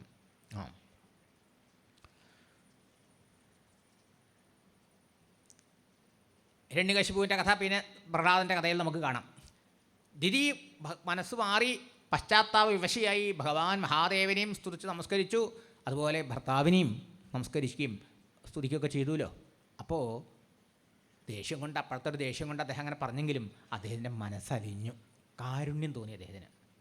ദിതി, നിൻ്റെ 2 മക്കൾ ഈ ഇങ്ങനത്തെ സമയത്ത് ഗർഭം ദുഷ്ടന്മാരായാലും നിനക്കൊരു പൗത്രനുണ്ടാവും, ഒരുത്തനൊരു പുത്രനുണ്ടാവും. അവൻ മഹാഭാഗവതോത്തമനാവും, ഭക്തൻ, ഭഗവാന്റെ കണ്ണിലുണ്ണിയാവും. അവൻ്റെ സൽഗുണങ്ങളെക്കുറിച്ച് ഭഗവാന്റെ മഹിമകൾ പാടണമാതിരി ലോകം മഹർഷിമാരും പാടി നടക്കാനിട വരും. ശത്രുക്കളായ ദേവന്മാർ പോലും ബഹുമാനിക്കും, ആരാധിക്കും. പ്രഹ്ലാദനെ ഉദ്ദേശിച്ച് പറയുക. മനസ്സിലായോ? നോക്കൂ, ഈ കഥയുടെ പോക്ക് നോക്കൂ. അഭേദ ബുദ്ധിയിൽ ഉള്ള ആ വൈകുണ്ഠത്തിലെത്തിയിട്ട് ജയവിജയന്മാർക്ക് ഭേദബുദ്ധി വന്നതിൻ്റെ ഫലമായിട്ടാണ് അവർ ഈ അസുര യോനിയിൽ പിറക്കേണ്ടി വന്നത്. അതേ സമയത്ത് അങ്ങനെ പിറന്ന സമയത്ത് ഹിരണ്യകശിപുവിൻ്റെ പുത്രനായിട്ട് വന്ന പ്രഹ്ലാദനോ രാഗദ്വേഷങ്ങൾ നിറഞ്ഞ ഈ ലോകത്തിൽ എല്ലാവരിലും ഭഗവാനെ കണ്ടു അദ്ദേഹം അല്ലേ. ആ ഭേദബുദ്ധി പോയി ഇവിടെ അഭേദബുദ്ധി വന്നു ഈ പേരക്കുട്ടിയാകുമ്പോൾ. ശരിയല്ലേ? നമ്മൾ കാണുന്ന മാതിരി ലോകത്തെ കണ്ടില്ല. എന്നെ വേദ ജഗതീസൃശം എന്നായ നമ്മൾ കാണുന്ന മാതിരി ഭേദബുദ്ധിയോടെ അല്ല പ്രഹ്ലാദൻ കണ്ടത്. സർവം വിഷ്ണുമയമായിട്ട് ആണ് ഈ ലോകത്തെ കണ്ടത് പ്രഹ്ലാദൻ. മനസ്സിലായില്ലേ? അങ്ങനെയുള്ള പ്രഹ്ലാദനെക്കുറിച്ചും സൂചന കൊടുത്തു. അതിനുശേഷം ഹിരണ്യാക്ഷൻ തനിക്ക് ഇത്രയൊക്കെ ശക്തി കിട്ടിയില്ലേ, തന്നോട് ആരും ഏറ്റുമുട്ടാനില്ല, തനിക്ക് യുദ്ധക്കൊതിയനാണ് അയാൾ യുദ്ധം ചെയ്യാൻ വേണ്ടി ഗതയുമെടുത്തുകൊണ്ട് ലോകം മുഴുവൻ ഓടിയിറക്കാൻ തുടങ്ങിയെന്നർത്ഥം. ദേവലോകത്ത് ചെന്നു ഇന്ദ്രനും ദേവന്മാരൊക്കെ ഓടിപ്പാഞ്ഞു അത്രേ. ഗരുഡനെ കണ്ട പാമ്പുകൾ കണ്ട കോട്ടയിൽ പോയി ചാടി ഒളിച്ചിരിക്കൂലേ, അത്ര ഭയമാണ് പരുന്തിനെ കണ്ട ഈ ആർക്ക് പാമ്പുകളൊക്കെ. ഇതുപോലെ ഹിരണ്യാക്ഷൻ്റെ വരവങ്ങോട് കണ്ടതോടുകൂടി പേടിച്ച് വിറച്ച്, ഭരതന് ബ്രഹ്മാവിൻ്റെ വരബലം കൂടിയുണ്ട്, പേടിച്ച് വിറച്ച് വേഗം എവിടെയൊക്കെ പോയി ഒളിച്ചു കിടന്നു അത്രേ. അവസാനം ആരുമില്ല അപ്പോൾ തന്നോട് യുദ്ധം ചെയ്യാൻ. കൈത്തരിപ്പ് പറയില്ലേ, അഹങ്കാരത്തിൻ്റെ ഗർവിൻ്റെ കൈത്തരിപ്പ്. അയാൾ അങ്ങോട്ട് എന്നിട്ട് ആ കടലിലെ അങ്ങോട്ട് ഇറങ്ങിയത്രേ. എന്നിട്ടോ ആ വെള്ളത്തിൽ കണങ്കാലിന് വെള്ളമുള്ളൂ ഹിരണ്യാക്ഷന്. ശ്വാസം എടുക്കുമ്പോൾ തിരമാല മേളിലേക്ക് ഇങ്ങോട്ട് വരും. ആ തിരമാലയമേ ഗതകൊണ്ട് അങ്ങോട്ട് അടിക്കുക, എന്നിട്ട് അങ്ങോട്ട് രസിക്കുക. മനസ്സിലായോ? ഇങ്ങനെ കുറേ നാൾ. അപ്പോഴാണ് മനസ്സിലായത്, ഈ കിഡ്നാപ്പ് ചെയ്യൽ എന്ന് ഹിരണ്യകശിപനെ തുടങ്ങി വെച്ചതെന്ന് തോന്നുന്നു. ഇന്ന് ഇങ്ങനെ കേട്ടല്ലേ നിങ്ങൾ? കുട്ടിയെ കട്ടുകൊണ്ടുപോയി, കുട്ടിയെ പിടിച്ചുകൊണ്ടുപോയി, എന്നിട്ട് അവരുടെ കൊണ്ട് ഒളിപ്പിച്ച് വെച്ച് മെസ്സേജ്, ഇത്ര ലക്ഷം ഇവിടെ കൊണ്ടുവന്നാൽ കുട്ടിയെ തരാം അല്ലേ. അതുകൊണ്ട് ഇവിടെ എന്ത് ചെയ്തു? ഭവൽ പ്രിയാം ശ്മാം സലിലേ നിമജ്യ ചചാരഗർവാത് വിനദൻ ഗതാവാൻ. മെൽപ്പത്തൂർ പറയണ്, ഭഗവാന്റെ ധർമ്മപത്നിയായ ഭൂമിദേവിയെ തന്നെ അവൻ കട്ടുകൊണ്ടുപോയി. എന്താ കാരണം? ഭഗവാനെ വെളിച്ചത്ത് കൊണ്ടുവരാൻ വേണ്ടിയിട്ട്, ഭഗവാനുമായിട്ട് യുദ്ധം ചെയ്യാൻ വേണ്ടിയിട്ട്. അങ്ങനെയാണ് ഹിരണ്യാക്ഷൻ ഈ ഭൂമിയെ കൊണ്ട് സാധനത്തിൻ്റെ വെള്ളത്തിൻ്റെ അടിയിൽ കൊണ്ട് ഒളിപ്പിച്ചു വയ്ക്കുന്നത്. പോരാ, ഗതയും എടുത്തുകൊണ്ട് ഇനി ആരെന്ന് ചോദിച്ചുകൊണ്ട് സകലത്ത് ഓടി ഇറക്കാൻ തുടങ്ങി. അപ്പോഴാണ് അദ്ദേഹത്തിന് ഓർമ്മ വന്നത്. എന്ത്? ഈ വരുണദേവൻ പണ്ട് രാജസൂയയാഗം നടത്തിയിട്ടുണ്ട്. ഹരിചന്ദ്രൻ വരുണനൊക്കെ നടത്തിയിട്ടുണ്ട്. ആർക്കാ രാജസൂയം നടത്താൻ പറ്റുക? ഒരു ശത്രു ഉണ്ടാവാൻ പാടില്ല. എല്ലാ രാജാക്കന്മാരെയും ജയിച്ച ആൾക്കേ രാജസൂയം നടത്താൻ പറ്റുള്ളൂ. അപ്പോൾ ഇദ്ദേഹം പ്രബലനാവണ്ടേ? പ്രബലനില്ലാത്ത ഒരാൾക്ക് രാജസൂയം ചെയ്യാൻ പറ്റില്ലല്ലോ. അതുകൊണ്ടല്ലേ ബ്രഹ്മപുത്ര മഹാരാജാവിന് അങ്ങനെ ഒരു ആഗ്രഹം വന്നപ്പോൾ നാരദനോട് പറഞ്ഞയക്കുക, ഭഗവാനോടൊന്ന് പറയൂ, ഇങ്ങനൊരു മോഹമുണ്ട്, ഭഗവാൻ വിചാരിച്ചാലേ സാധിക്കുള്ളൂ, ഞങ്ങൾക്ക് അതിനുള്ള ശക്തിയും ബലവും കഴിവൊന്നുമില്ല. ശരിയല്ലേ? ഭഗവാന്റെ അനുഗ്രഹം കൊണ്ടാണല്ലോ ഏറ്റവും വലിയ ശക്തനായ ഇവരെ പോയി 4 ഭാഗത്തും പോയി എല്ലാവരെയും ജയിച്ചു എന്നിട്ടും ജരാസന്ധനെ ജയിച്ചില്ലെങ്കിൽ ഒരു കാര്യമില്ല എന്ന് ഭഗവാൻ പറഞ്ഞു. എന്നിട്ടല്ലേ ജരാസന്ധനെ ജയിക്കാൻ പോയത്? അത് ജയിപ്പിച്ച് നടത്തിക്കൊടുത്ത ഭഗവാനല്ലേ. അപ്പം ഇത്രയും ശക്തനായ ആൾക്കെ രാജസൂയം ചെയ്യാൻ പറ്റുള്ളൂ എന്നർത്ഥം. അതുകൊണ്ട് വരുണൻ വളരെ ശക്തനാണല്ലോ, വരുണനോടൊന്ന് യുദ്ധം ചെയ്താൽ എന്താണെന്ന് പറഞ്ഞുകൊണ്ട് ഇവൻ വേഗം, വളരെ കപടനാണവൻ, പക്ഷേ പുറത്തേക്ക് വലിയ ഭക്തിയും വിനയവും ഒന്നും ഇല്ലെങ്കിലും അതൊക്കെ നടിച്ചുകൊണ്ട് വരുണ ഭഗവാന്റെ കാൽക്കൽ പോൽ വിഭാവസയിൽ പോയിട്ട് ഒറ്റ വീണ്ടും നമസ്കാരം. വരുണൻ ആകെ പരിഭ്രമിച്ചു. എന്താ അവൻ്റെ മട്ടഭാവം? അല്ല, അങ്ങ് പണ്ടേ രാജസൂയം നടത്തിയിട്ടില്ലേ? ഉവ്വ്. എന്നെ ജയിച്ചിട്ടുണ്ടായോ അങ്ങ്? ഇവൻ ജനിക്കുന്നതിന് മുമ്പ് നടത്തിയ രാജസൂയിൽ എങ്ങനെ ഇവരെ ജയിക്കാൻ പറ്റുക? എങ്ങനെ ദേഷ്യം വരാണ്ടിരിക്കും അല്ലേ? വന്നു കുറച്ച് കോപമൊക്കെ വരുണന്. പക്ഷേ ഇപ്പം അത് കാണിച്ചിട്ട് കാര്യമില്ല, ഇവൻ്റെ അടുത്ത് എടുത്ത് നടപ്പാവാൻ പോകണില്ല. എന്താ കാരണം? എനിക്ക് ഇവനെ കൊല്ലാൻ പറ്റില്ല, ഭഗവാൻ മാത്രമേ ഇവനെ കൊല്ലാൻ പറ്റുള്ളൂ, വരുണനറിയാം. അതുകൊണ്ട് ഇപ്പോൾ ഈ കോപം കാണിക്കുകയല്ല നല്ലത്. അതുകൊണ്ട് തൻ്റെ ഭാവം മാറ്റിക്കൊണ്ട് അവനോട് പറഞ്ഞു, പണ്ട് ഞാൻ അങ്ങനെയൊക്കെ ഉണ്ടായിട്ടുണ്ട്, എന്നാൽ എന്നോട് യുദ്ധം ചെയ്യാൻ വരൂ. ഇപ്പം റിട്ടയർമെൻറ്റ് ലൈഫാണ്, കുറച്ച് ഭാഗവതവും സപ്താഹവും സത്രവും നാമജപമൊക്കെ ആയിട്ട് ഇങ്ങനെ ശാന്തമായിട്ട് കഴിഞ്ഞു വിടുക. പണ്ടാണെങ്കിൽ ഒരു കൈ നോക്കിയാൽ നമ്മൾ പറയില്ലേ അങ്ങനെയൊക്കെ. പണ്ട് എൻ്റെ സ്വഭാവം അങ്ങനെയൊക്കെ ആയിരുന്നു, തട്ടിന് മുട്ടും ഉരുളയ്ക്ക് ഉപ്പേരിയൊക്കെ കൊടുക്കുന്ന സ്വഭാവമായിരുന്നു. ഇപ്പം ഞാൻ കുറച്ചൊക്കെ അടങ്ങിയിരിക്കണം. ഇതുപോലെ വരണം പറഞ്ഞത്. ഞാനിപ്പോൾ കുറച്ച് ശാന്ത ജീവിതം നയിക്കുക, സമാധാനമായിട്ടിരിക്കുക. പണ്ടൊക്കെ ഞാൻ വെച്ചാൽ യുദ്ധത്തിനൊക്കെ വന്നേനെ, ഇന്നിപ്പോൾ എനിക്ക് യുദ്ധത്തിൽ താല്പര്യമില്ല എൻ്റെ ഹിരണ്യാക്ഷ. നല്ലോണം പറഞ്ഞു വിട്ടവനെ. അവൻ നമ്മോട് പറഞ്ഞു വിടണല്ലോ എങ്ങനെയെങ്കിലും, അല്ലെങ്കിൽ അവൻ കുസ്തിക്ക് വന്നപ്പെട്ടില്ലേ. മാത്രമല്ല, നിന്നെപ്പോലുള്ള ദുരഹങ്കാരികളുടെ അഹങ്കാരം തീർക്കാൻ ഈ ലോകത്തിൽ ശക്തനായിട്ട് മഹാവിഷ്ണു അല്ലാതെ വേറെ ആരാളുള്ളത്? വിഷ്ണു എന്നാണ് കേട്ടപ്പോഴേക്കും അവന് പൂർവ്വജന്മ ഉയർന്നു. അങ്ങനെയുള്ള ഭഗവാൻ രക്ഷണത്തിനും സജ്ജനങ്ങളെ രക്ഷിക്കാൻ വേണ്ടിയും നിന്നെപ്പോലുള്ള ദുഷ്ടന്മാരെയും ദുർജനങ്ങളെയും സംഹരിക്കാൻ വേണ്ടി പല പല അവതാരങ്ങൾ എടുക്കുന്നുണ്ട്. ആ ഭഗവാനെ സമീപിച്ചോളൂ എന്ന്. അതുകൊണ്ട് കേട്ടതും അവൻ എവിടെയാ വിഷ്ണു എന്ന് ചോദിച്ചുകൊണ്ട്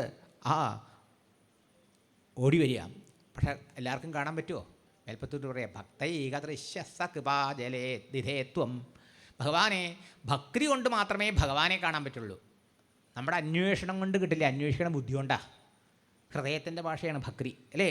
ആ പ്രേമത്തിലൂടെ ഭഗവാനെ കിട്ടാൻ പറ്റുള്ളൂ എന്നർത്ഥം. ഇവന് വിദ്വേഷ ഭക്തി പോലും നീ നാരദനെ കണ്ട് നാരദൻ പറയുമ്പോഴാണല്ലോ ഉണ്ടാവുന്നുള്ളൂ. അതെ, അങ്ങനെ ഭഗവാനെ അന്വേഷിച്ചു കൊണ്ടവൻ വരണു. ഈ സമയത്താണ് നാരദ മഹർഷിക്ക് അറിയാലോ ഓരോരുത്തരുടെ സ്വഭാവം അനുസരിച്ച് അവരെങ്ങനെയാണ് ഭഗവാനോട് ചേർക്കാൻ പറ്റുകയെന്ന് അല്ലേ?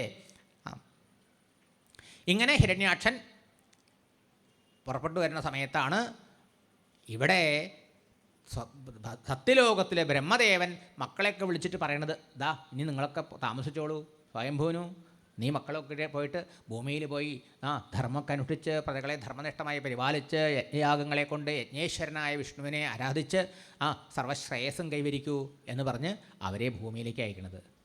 അവർ ഭൂമിയിൽ വന്നപ്പോഴോ ഭൂമിയില്ല, താമസിക്കാനുള്ള ഭൂമിയില്ല, ആകെ പരിഭ്രാന്തരായി. ഉടനെ മരീചാദി ഏട്ടന്മാരോടും സനകാദികളോടൊക്കെ കൂടി വേഗം സത്യലോകത്ത് തിരിച്ചു വന്നു. സൃഷ്ടാരമാപശരണം ഭവതംഗ്രിസേവ തുഷ്ടാശയം മുനിജനൈ സത്യലോകേ. പൂർവന്മാരായ ഏട്ടന്മാരായ മുനിവരോടുകൂടി ഭഗവാന്റെ ചിന്തനത്തിലും ഭഗവാനെ ആശ്രയിച്ച് സകല കർമ്മങ്ങളും ഭഗവതാരാധനമായി ചെയ്യുന്നത് കൊണ്ട് ദുഃഖമെന്തെന്നറിയാതെ എപ്പോഴും സന്തോഷമായിട്ടും സമാധാനമായിട്ടും കഴിഞ്ഞുകൊണ്ടിരിക്കുക സത്യലോകത്തിൽ ബ്രഹ്മാവ്. നമുക്ക് ഓരോരുത്തർക്കും എങ്ങനെയാണ് സന്തോഷമായി സമാധാനമായി ദുഃഖമില്ലാണ്ടിരിക്കേണ്ടതെന്ന് ത്രട്ടാവായ മുത്തശ്ശൻ തന്നെ പഠിപ്പിച്ചുകൊണ്ടിരിക്കുകയാണ്. മനസ്സിലായോ? നമ്മളത് ശ്രദ്ധിക്കണില്ല. ബ്രഹ്മാവിൻ്റെ കഷ്ടപ്പാടുമില്ല. അദ്ദേഹം പറഞ്ഞില്ലേ, എൻ്റെ മനസ്സ് അസത്യത്തിലേക്ക് പോണേയില്ല, ഞാൻ എപ്പോഴും ഭഗവാനെ തന്നെ സ്മരിച്ചുകൊണ്ടിരിക്കുക. അതുകൊണ്ട് അല്ലേ നാരദനോട് പറയണ്ടല്ലോ 2-ാം സ്കന്ധത്തിൽ. അതുകൊണ്ട് അങ്ങനെ സന്തോഷമായിട്ടിരിക്കാൻ അച്ഛൻ്റെ അടുത്ത് എന്നിട്ട് പറഞ്ഞു, എന്താ ഭൂമി ഇവരൊക്കെ ആകെ പരിഭ്രമിച്ചിട്ടാണ് വരുന്നതേ. അല്ല, അങ്ങ് പ്രജകളെ സൃഷ്ടിച്ച് പരിപാലിക്കൂ എന്ന് പറഞ്ഞു, പക്ഷേ എവിടെ ഞാൻ താമസിപ്പിക്കും? അവനീർ നിമഗ്ന, വെള്ളത്തിൽ താണു പോയിക്കണു ഭൂമി. സ്ഥാനം സരോജഭവ, അവർക്ക് താമസിക്കാനുള്ള സ്ഥലം ഉണ്ടാക്കി തരൂ, കൽപ്പിച്ചു തരൂ എന്ന് പറഞ്ഞ് അവരെല്ലാം പരിഭ്രാന്തരായി ഭയമായി ടെൻഷൻ അടിച്ചുകൊണ്ട് അച്ഛനോട് വന്ന് പറഞ്ഞു. അപ്പോൾ ബ്രഹ്മാവിന് ഒരു പരിഭ്രമമില്ല. ബ്രഹ്മാവ് ഉണ്ണികളോട് പറയുക, എന്തിനാ ഉണ്ണികളെ നിങ്ങൾ പരിഭ്രമിക്കണത്? ഭഗവാനില്ലേ നമുക്ക്? ഇതിപ്പോൾ ഞാനായിട്ടല്ലല്ലോ ഇതൊക്കെ തുടങ്ങിയിരിക്കണത്. എനിക്കിപ്പോൾ എന്തെങ്കിലും ചെയ്യണം, എന്തെങ്കിലും ഉണ്ടാക്കണം, അതിനെ പരിപാലിക്കണം, അതിനെ നിലനിർത്തണം എന്നൊക്കെയുള്ള മോഹം വരുമ്പോഴല്ലേ നമുക്ക് ഈ ടെൻഷൻ വരണത്. നമുക്കൊക്കെ അതാണേ. ബ്രഹ്മാവിന് അങ്ങനെ ഇല്ലേ, എനിക്കായിട്ട് ചെയ്യണം, ഞാനായിട്ട് ഇതൊക്കെ ചെയ്യാന്നുള്ള വിചാരമില്ല. നമുക്ക് ഇത് രണ്ടുമുണ്ട്. അതുണ്ടെങ്കിൽ നമുക്ക് ടെൻഷനും പറയും ദുഃഖം ഉണ്ടാവും. ബ്രഹ്മാവ് എന്താ പറയുന്നത്? എന്നോട് ഭഗവാൻ തപസ് ചെയ്യാൻ പറഞ്ഞു, തപസ് ചെയ്തു. ഭഗവാൻ അവിടുത്തെ ദർശനം തന്നു, ഭഗവാൻ എനിക്ക് ഉപദേശം തന്നു, സൃഷ്ടിക്കാനുള്ള അറിവ് കഴിവ് തന്നു. ഭഗവാന്റെ നിർദ്ദേശമനുസരിച്ച് ഞാൻ ഭഗവാനെന്നുണ്ടായി. ആ ഭഗവാന്റെ ആരാധനമായിട്ട് ഞാൻ നടത്തുന്ന പൂജയാണ് സൃഷ്ടി. എൻ്റെ പൂജയാണ് സൃഷ്ടി. എൻ്റെ കർമ്മം ഇതാണ്. അതാണ് ഭഗവാന്റെ പൂജയായി ചെയ്യണു. നമ്മൾ ഓരോരുത്തർ ഉത്തരം ചെയ്യണ്ടു. അവനവൻ്റെ കർമ്മം ഭഗവാന്റെ പൂജയൊക്കെ ചെയ്യേ വേണ്ടു. മനസ്സിലായില്ലേ? അതുകൊണ്ട് എന്തിനാ നമ്മൾ പേടിക്കണം? നമുക്ക് ഭഗവാനില്ലേ, ഭഗവാനോട് പറയാം, ഭഗവാനെ പ്രാർത്ഥിക്കാം, ഭഗവാൻ വഴി ഉണ്ടാക്കി തരും എന്ന് പറഞ്ഞ് എല്ലാവരോടും കൂടി ഭഗവാനെ പ്രാർത്ഥിക്കാൻ പറഞ്ഞു. കണ്ടോ, ഇങ്ങനത്തെ മുത്തശ്ശനും മുത്തശ്ശിമാരും കുറഞ്ഞു വരല്ലേ നമ്മുടെ വീടുകളിൽ. നോക്കൂ, ഭഗവാനെ ആശ്രയിക്കാൻ കുഞ്ഞിലേ പ്രേരണ കൊടുക്കണം, സംസ്കാരം കൊടുക്കണം. ഇതാ നമ്മുടെ മുത്തശ്ശൻ ആദി കാരണവരായ ബ്രഹ്മദേവൻ പഠിപ്പിക്കണം നമ്മളെ ഈ സന്ദർഭത്തിൽ. ഒട്ടും പരിഭ്രമിക്കാൻ, ഡോൺ വറി, ഭഗവാൻ ഈസ് വിത്ത് അസ്. ഭഗവാൻ നമ്മുടെ കൂടെ ഉണ്ടെങ്കിൽ പിന്നെ നമ്മളെന്തിനാ പരിഭ്രമിക്കുന്നത്? ഈശ്വരൻ നമ്മോടൊത്തുള്ളപ്പോൾ ആശ്രയമറ്റവരാണോ നാം? ആണോ? പക്ഷേ ഹാവ് ദാറ്റ് ഫെയ്ത്ത്, ഇൻഫ്ലിഞ്ചിങ് ഫെയ്ത്ത്. ദൃഢഭക്തി വേണം, നമുക്ക് വിശ്വാസം വേണം. ഭഗവാനുണ്ട് എൻ്റെ കൂടെ, ഭഗവാൻ എൻ്റെ കൂടെയുള്ളപ്പോൾ ഞാൻ ഇതിൻ്റെ പരിഭ്രമിക്കണം. ഭഗവാനാണ് എന്നെ ഞാനാക്കണത്. ബ്രഹ്മാവിനെ മാത്രമല്ല, നമ്മുടെ ഉള്ള ഭഗവത് കറണ്ട് പോയാൽ ഇതിന് വല്ല കഴിവുണ്ടോ ഈ വൈദ്യുത ഉപകരണങ്ങൾക്ക്, ഫാനിനും മൈക്കിനൊക്കെ? ഇതുപോലെയല്ലേ നമ്മുടെ ഉള്ള കറണ്ട് അങ്ങോട്ട് പോയാൽ പിന്നെ നമ്മൾ ഷായില്ലേ? എന്ത് സാമർത്ഥ്യം കഴിവുള്ളത്! വാസ്തവത്തിൽ ഭഗവാനല്ലേ കൂടെ ഉണ്ട്, ഭഗവാനല്ലേ എല്ലാം നമ്മളെക്കൊണ്ട് ചെയ്യിക്കണത്. നമ്മളവിടുത്തെ കയ്യിൽ വെറും തൃക്കൈയിലൊരു ഉപകരണം മാത്രമല്ലേ. അത് മറന്ന് നമ്മൾ ചെയ്യണമെന്നുള്ള ഭാവം വരുമ്പോഴല്ലേ എല്ലാ കുഴപ്പമുണ്ടാവണത്.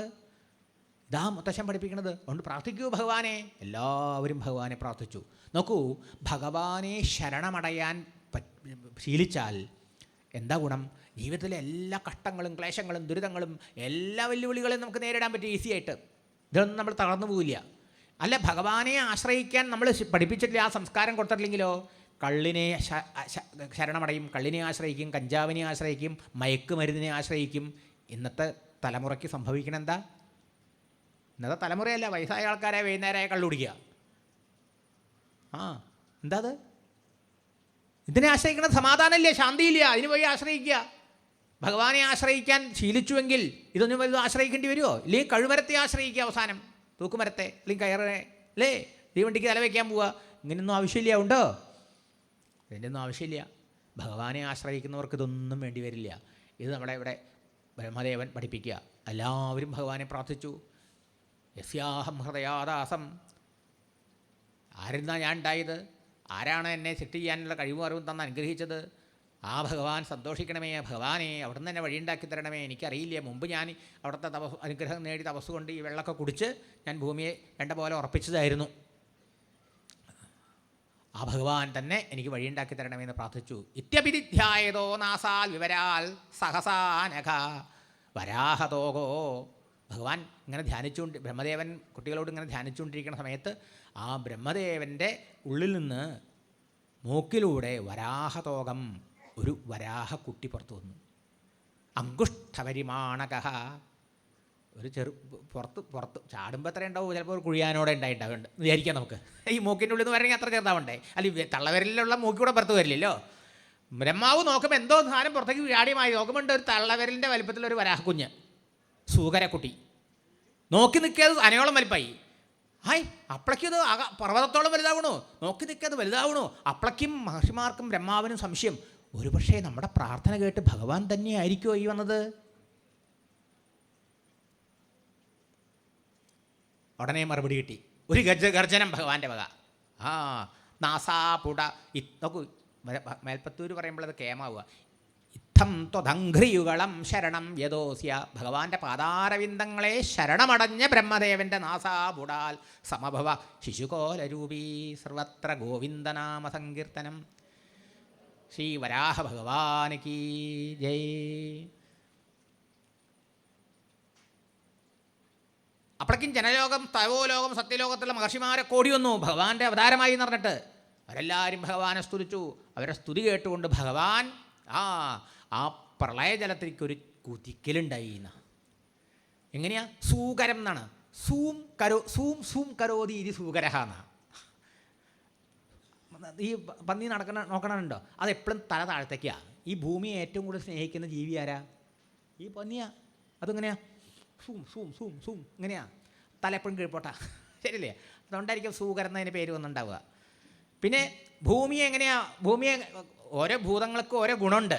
ഭൂമിയുടെ ഗുണം എന്താ? ഗന്ധമാണ്. ഗന്ധത്തെ അറിയാനുള്ള ഇന്ദ്രിയ ഏതാ? നാസിക. അതുകൊണ്ടായിരിക്കാം ഭഗവാന്റെ നാസികയിലൂടെ ഭഗവാൻ വന്നത് അല്ലേ.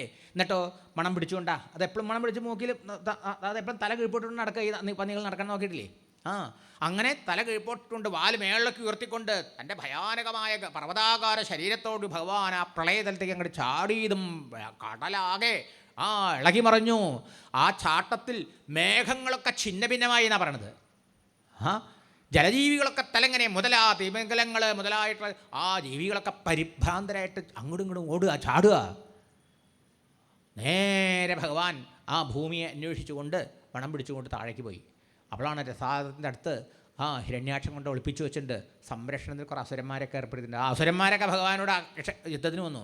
ഭഗവാൻ അവർക്ക് പുല്ലുവല, അവരൊക്കെ നിഷ്കരുണം അവരൊക്കെ ഇഗ്നർ ചെയ്തുകൊണ്ട് അവഗണിച്ചുകൊണ്ട് തൻ്റെ അവകാശമായ ഭൂമിയെ ആ തേറ്റമേൽ കുത്തി കോരി ഇങ്ങോട്ട് എടുക്കലും ഇങ്ങോട്ട് വരലും പറയാണ്. ആ ഭഗവാൻ ഇത്ര വലിയ ഭൂഗോളത്തെ ഉയർത്തിക്കൊണ്ടു വന്നപ്പോൾ എത്ര ഉണ്ടായിരുന്നു അത്രേ? ഒരു വലിയ കൊമ്പനാനയുടെ ആ കൊമ്പിൽ ഒരു മുത്തങ്ങക്കിഴങ്ങ് പറ്റിപ്പിടിച്ചിരുന്ന എത്ര ഉണ്ടാവും? അറിയാനില്ല, കാണാൻ തന്നെ പറ്റില്ല അല്ലേ? അത്രയും നിസ്സാരല്ലേ? അത്രയാണ് വരാഹവപുഷ ആണ് അവിടുന്ന് ലീലയായിട്ടാണ് അതൊക്കെ ചെയ്യണത്. അവിടത്തേക്ക് ഇതൊന്നും ചെയ്യാൻ പരിശ്രമമില്ല, എഫർട്ടില്ല എന്നർത്ഥം അല്ലേ? അത്രേ ഉണ്ടായിരുന്നുള്ളൂ എന്ന്. അപ്പോൾ എത്ര വലിപ്പം ഉണ്ടായിരുന്നു ആ വരാഹമൂർത്തിക്ക് എന്ന് നിങ്ങളൊന്ന് ആലോചിച്ച് നോക്കൂ. അവിടുത്തെ ആനയുടെ കൊമ്പെന്ന് പറഞ്ഞാൽ പല്ല് പുറത്തേക്ക് വന്നതാണ്. ഇതുമാതിരി കാട്ടുപന്നികൾക്ക് ആ പല്ല് പുറത്തേക്ക് വന്നിട്ട് അതാണ് തേറ്റാന്ന് പറയാം. അതുമല്ലാണ് ഈ മുത്തങ്ങ കിഴങ്ങിൻ്റെ വലിപ്പത്തിൽ ഇതിരിക്കണത്. ചിന്തിക്കണം.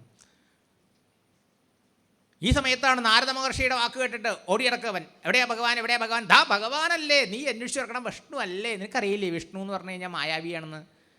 നിൻ്റെ നേരെ വരാൻ ധൈര്യമില്ല. ഹിരണ്യാക്ഷൻ എന്ന് പൊക്കി വെച്ചു ഭഗവാൻ നാരദ മഹർഷി അവനെ ചൊടിപ്പിക്കാൻ വേണ്ടിയിട്ട്. ഭഗവാനെ കുറച്ച് താഴ്ത്തിയും വെച്ചു. ഭഗവാനെ താഴ്ത്തിയാൽ താഴണ ആളല്ലല്ലോ. നമ്മളെയൊക്കെയല്ലേ താഴ്ത്തിയാൽ നമുക്ക് സങ്കടം ഉണ്ടാവുക, നമ്മളെ പുകഴ്ത്തിയാൽ നമുക്ക് സന്തോഷം ഉണ്ടാവുക. പക്ഷേ ഭഗവാനെ താഴ്ത്തിയോണ്ട് കുഴപ്പമൊന്നുമില്ല, ആ താഴ്ത്തലും പുകഴ്ത്തൽ തന്നെയാണ്. ഭഗവാനെ ഒന്ന് താഴ്ത്തിയും ഹിരണ്യാക്ഷൻ പൊക്കി വെച്ചുകൊണ്ട് പറഞ്ഞു, ആ ഹിരണ്യാക്ഷ എന്തായി പറയണത്? ഇതാ പോണ മഹാവിഷ്ണു അല്ലേ, അത് നോക്ക്. നിങ്ങൾക്ക് അസുരന്മാർക്ക് ബ്രഹ്മദേവൻ അനുവദിച്ചെന്ന നിൻ്റെ ഭൂമി കട്ടുണ്ടുപോവാന്ന്. ഹിരണ്യാക്ഷന് വിശ്വാസമായില്ല. അതൊരു കാട്ടുപന്നിയല്ലേ മഹർഷിയെന്ന്. ഭഗവാനെ കാട്ടുപന്നി എന്ന് വിളിച്ച് അപമാനിച്ചത്. ആട്ടെ പോരാ, പറഞ്ഞു നിൻ്റെ നേരെ വരാൻ ധൈര്യമില്ല, അതുകൊണ്ടാണ് നേരെ വരാതെ വേഷം മാറി വന്നു കൊണ്ടുപോകണത്, മനസ്സിലായോ? വെറുതെ വിടരുതെന്ന് പറഞ്ഞു. പിന്നാലെ ഹിരണ്യാക്ഷൻ ഓടിച്ചെന്നു. ഭൂമി ആകെ ഹിരണ്യാക്ഷൻ്റെ മട്ടും ഭാവം കണ്ടിട്ട് പേടിച്ച് വിറക്കിയത്രേ. അപ്പോൾ ഭൂമിക്ക് വിഷമമുണ്ടാച്ചിട്ട് ഭഗവാൻ മുകളിൽ വന്ന് തൻ്റെ യോഗശക്തി കൊണ്ട് ഭൂമിദേവിയെ ഉറപ്പിച്ചതിന് ശേഷം തിരിച്ചു വന്ന് ആ ഹിരണ്യാക്ഷനോടൊരു മറുപടിയുണ്ട്. എന്താ നീ പറഞ്ഞത്? കാട്ടുപന്നി അല്ലേ, നിന്നെപ്പോലെ നാട്ടുനായേന്ന ഭഗവാൻ തിരിച്ചു വിളിക്കുക. അങ്ങനെ അതേ ഭാഷയിലാണ് മറുപടി ഇറക്കണത്. നിന്നെപ്പോലെ നാട്ടുനായകളെ വേട്ടയാടണമെങ്കിൽ എന്നെപ്പോലെ കാട്ടുപന്നികൾ കാട്ടിൽ നിന്ന് ഇറങ്ങേണ്ടി വരും അല്ലേ? ശക്തനായി നിന്നോട് വൈരം സമ്പാദിച്ചുകൊണ്ട് ഞാൻ എവിടെ പോയി ഒളിക്കാനാ? അതുകൊണ്ട് കാണിക്കൂ നിൻ്റെ പ്രഭാവം എന്ന് പറഞ്ഞുകൊണ്ട് യുദ്ധത്തിനൊരുങ്ങി. ഭയങ്കരമായ യുദ്ധം. എന്താ അത്? തൻ്റെ ഭഗവാൻ അറിയാം ഹിരണ്യാക്ഷൻ നിശ്ചയില്ല, ഞാൻ വൈകുണ്ഠത്തിൽ നിന്ന് പോകുന്ന ആളാണ് അല്ലേ? വിജയനാണ്, ജയവിജയന്മാരുടെ അനിയന വിജയനാണ്. ഭഗവാൻ അറിയും തൻ്റെ ഭക്തൻ്റെ ആഗ്രഹം എന്താ. ഇപ്പോൾ ഈ അവതാരത്തിന് എന്താ ആഗ്രഹം? ഇത്രയും ശക്തിയുണ്ടവന്, ബ്രഹ്മവരങ്ങളും ബ്രഹ്മദേവൻ കൊടുത്ത വരങ്ങളും. ഇതുകൊണ്ടോ തൻ്റെ ആഗ്രഹം എന്താ? ആരോടെങ്കിലും ഒന്ന് ഏറ്റുമുട്ടി യുദ്ധം ചെയ്ത് കൈത്തരിപ്പ് മാറ്റണം എന്നാ തൻ്റെ ഭക്തൻ്റെ ആഗ്രഹം. ഭഗവാനല്ലാതെ ആരെ സാധിപ്പിക്കാം? പൊരിഞ്ഞ യുദ്ധം, ഘോരമായിട്ടുള്ള യുദ്ധം ഉണ്ടായി ഇന്നത്തെ. ആ യുദ്ധത്തിൽ ഭഗവാന്റെ ഗതയെ അവൻ അടിച്ചു തെറിപ്പിച്ചു എന്നവൻ്റെ ഭാവം. അതിൻ്റെ തത്വം നേരത്തെ പറഞ്ഞുല്ലോ. അപ്പോൾ അവൻ ശൂലം കൊണ്ടുവന്നു ഭഗവാന്റെ അവിടെ യുദ്ധം ചെയ്യാൻ വേണ്ടി. ഉടനെ ഭഗവാൻ സുദർശനത്തെ സ്മരിച്ചു. ആ സുദർശനം കൊണ്ട് ശൂലത്തെ തകർത്തു. പിന്നെ അവൻ മായാപ്രയോഗങ്ങൾ തുടങ്ങി. അസുരമായ ആകാശത്തുനിന്ന് പലതരത്തിലുള്ളതായ ആയുധങ്ങൾ വീഴുക, കടലരമ്പേര് വരിക, ഇങ്ങനെയൊക്കെയാണ് തോന്നുക. ഭഗവാന്റെ സുദർശനത്തിൻ്റെ മുമ്പിൽ അവൻ്റെ അസുരമായൊക്കെ നിഷ്പ്രഭമായി. അപ്പോഴേക്കും ബ്രഹ്മാവി ദേവന്മാരൊക്കെ വിമാനങ്ങളിൽ കയറി ആകാശത്തിൽ വന്ന് നിറഞ്ഞു നിൽക്കുക യുദ്ധം കാണാൻ വേണ്ടിയിട്ട്. സന്ധ്യാവാറായപ്പോൾ ബ്രഹ്മാവിന് കുറച്ച് പരിഭ്രമം. ഭഗവാനെ, ഈ അസുരന്മാർക്ക് ശക്തി കൂടുന്ന സമയമാണത്രേ ഈ സന്ധ്യ സമയം. ഇരുട്ടായാലും അവരെ പണി മുഴുവൻ. ശരിയല്ലേ? എന്താ നമ്മൾ ആലോചിച്ച് നോക്കും ഈ പറയുന്ന കഥയുടെയൊക്കെ താല്പര്യം. നമ്മുടെ മനസ്സിൽ എപ്പോഴും ജാഗ്രതയുടെ അലേർട്ട്നെസ്സിൻ്റെ വെളിച്ചുണ്ടെങ്കിൽ നമ്മുടെ ഉള്ളിൽ വിചാരങ്ങൾ കയറി വന്ന് അത് നമ്മളെ വിഴുങ്ങില്ല.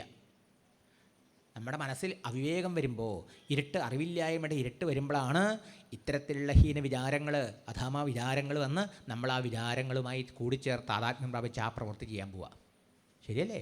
അറിവിൻ്റെ വെളിച്ചം ഉള്ളിൽ തിളങ്ങി നിൽക്കുമ്പോൾ ഉണ്ടാവില്ല. ഇതാണ് പറഞ്ഞത്. എന്തായാലും സന്ധ്യയായവന് ശക്തിയെ കൂടും, അതുകൊണ്ട് ഭഗവാനെ ഞാൻ തന്നെ വരങ്ങൾ കൊടുത്തിട്ടുണ്ട് എന്ന് പറഞ്ഞ് ഭഗവാനെ പ്രാർത്ഥിച്ച സമയത്ത് ഭഗവാൻ അവൻ്റെ കൈത്തരിപ്പ് മാറിക്കോട്ടെ, അതുവരെ യുദ്ധം ചെയ്യാമെന്ന് പറഞ്ഞ് യുദ്ധം ചെയ്തു. അത് കഴിഞ്ഞ് ആയുധമൊക്കെ കളഞ്ഞ സമയത്ത് മുഷ്ടിയുരുട്ടിക്കൊണ്ട് ഭഗവാനോട് യുദ്ധത്തിന് വന്നു. കൈത്തരിപ്പ് മാറിയില്ല. പിന്നെ മാറത്ത് ഭഗവാൻ തൻ്റെ ഭക്തനല്ലേ മാറോട് ചേർത്ത് കെട്ടിപ്പിടിക്കുക. പക്ഷെ അവനറിയില്ല. അവൻ വീണ്ടും കുതിര മാറിക്കൊണ്ട് ഓടി വന്ന് ഭഗവാന്റെ മാറിലിടിക്കുക. ഇങ്ങനെ കുറേ നേരമായി. അവസാനം ഭഗവാൻ തൻ്റെ തൃക്കൈ കൊണ്ട് അല്ലെങ്കിൽ കാലുകൊണ്ട്, നാൽക്കാലി എന്ന് നമ്മൾ പറയുക, അപ്പോൾ കയ്യും കാലൊക്കെ കണക്ക് തന്നെ അല്ലേ. ഭഗവാന്റെ തൃക്കൈ കൊണ്ട് നമുക്ക് പറയാൻ വേണമെങ്കിൽ എന്തോ അവൻ്റെ കരണക്കുറ്റിക്ക് ഒരടിയെ കൊടുത്തു അത്രേ. ചോര ഛർദ്ദിച്ചുകൊണ്ട് വട്ടം കറങ്ങിക്കൊണ്ട് ആ യുദ്ധക്കളത്തിൽ ചത്തുമറിഞ്ഞ് വീണു. പക്ഷെ അവന് ഭാഗ്യമുണ്ടായി. ഭഗവാന്റെ കൈ കൊണ്ട് മരിക്കാനും ഭഗവാനെ കാണാനും.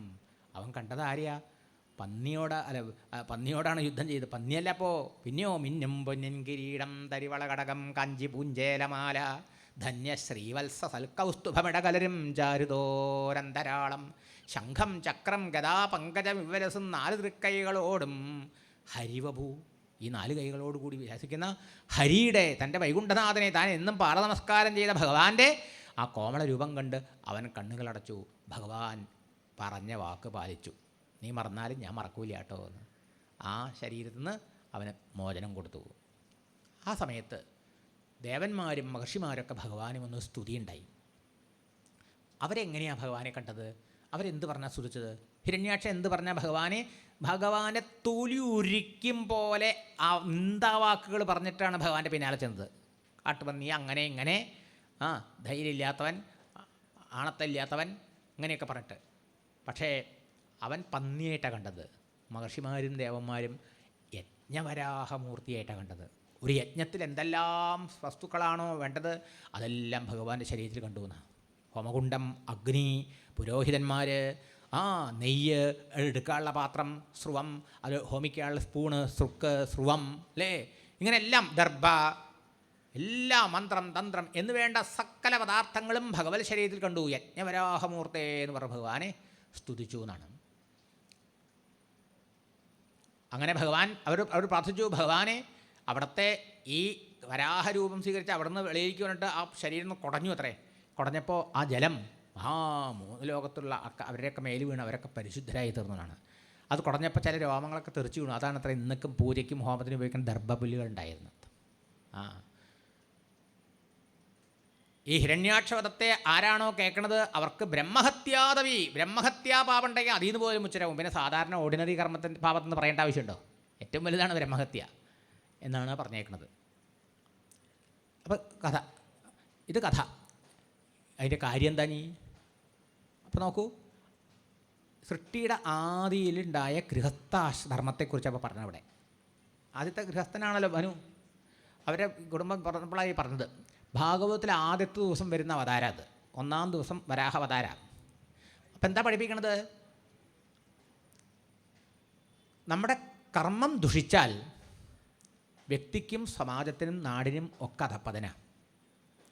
മനസ്സിലായോ? കർമ്മം നന്നായാലോ വ്യക്തിക്കും സമാജത്തിനും അഭിവൃദ്ധിയും ഉയർച്ചയുണ്ടാവും. കർമ്മത്തിന് 2 സ്വരൂപമുണ്ട്. ഒന്ന് സകാമമായി ചെയ്യുന്ന, അഹങ്കാരത്തോടെയും സ്വാർത്ഥബുദ്ധിയോടും കൂടി ചെയ്യുന്ന കർമ്മം. ആ കർമ്മം കൊണ്ട് വീണ്ടും വീണ്ടും കർമ്മവാസനകളെ ഉണ്ടാവാനും കർമ്മവാസനകളെ കൊണ്ട് ജന്മങ്ങൾ വർദ്ധിക്കാനിട വരും.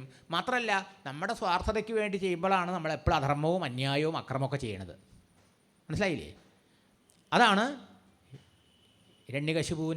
ഹിരണ്യാക്ഷൻ കണ്ട വരാഹത്തിൻ്റെ കഥ. പന്നിയായിട്ടാണ് കണ്ട, കാട്ടുപന്നിയായിട്ട്. അത് നിന്ദ്യമല്ലേ? സകാമമായി ചെയ്യുമ്പോൾ അത് നമ്മളെ ബന്ധിക്കുന്നതാണ്, ബന്ധനത്തിന് കാരണമാണ്, നമ്മൾക്ക് സംസാരത്തിൽ കൊടുക്കുന്നതാണ്. അത് കർമ്മത്തിൻ്റെ താഴ്ന്ന ഭാവം. എന്നാൽ അതേ കർമ്മം തന്നെ യജ്ഞമാക്കിയാലോ? മഹർഷിമാർ കണ്ടത് നമുക്ക് ഒരേ സൂകരത്തിൽ തന്നെയാണ് 2 കൂട്ടരും കണ്ടത്. 2 കൂട്ടരുടെയും കാഴ്ചപ്പാട് 2 തരത്തിലല്ലേ? ഹിരണ്യാക്ഷൻ പന്നിയായി കണ്ടപ്പോൾ യജ്ഞസ്വരൂപമായി കണ്ടു മഹർഷിമാരും ദേവതകളും. യജ്ഞം എന്താണ്?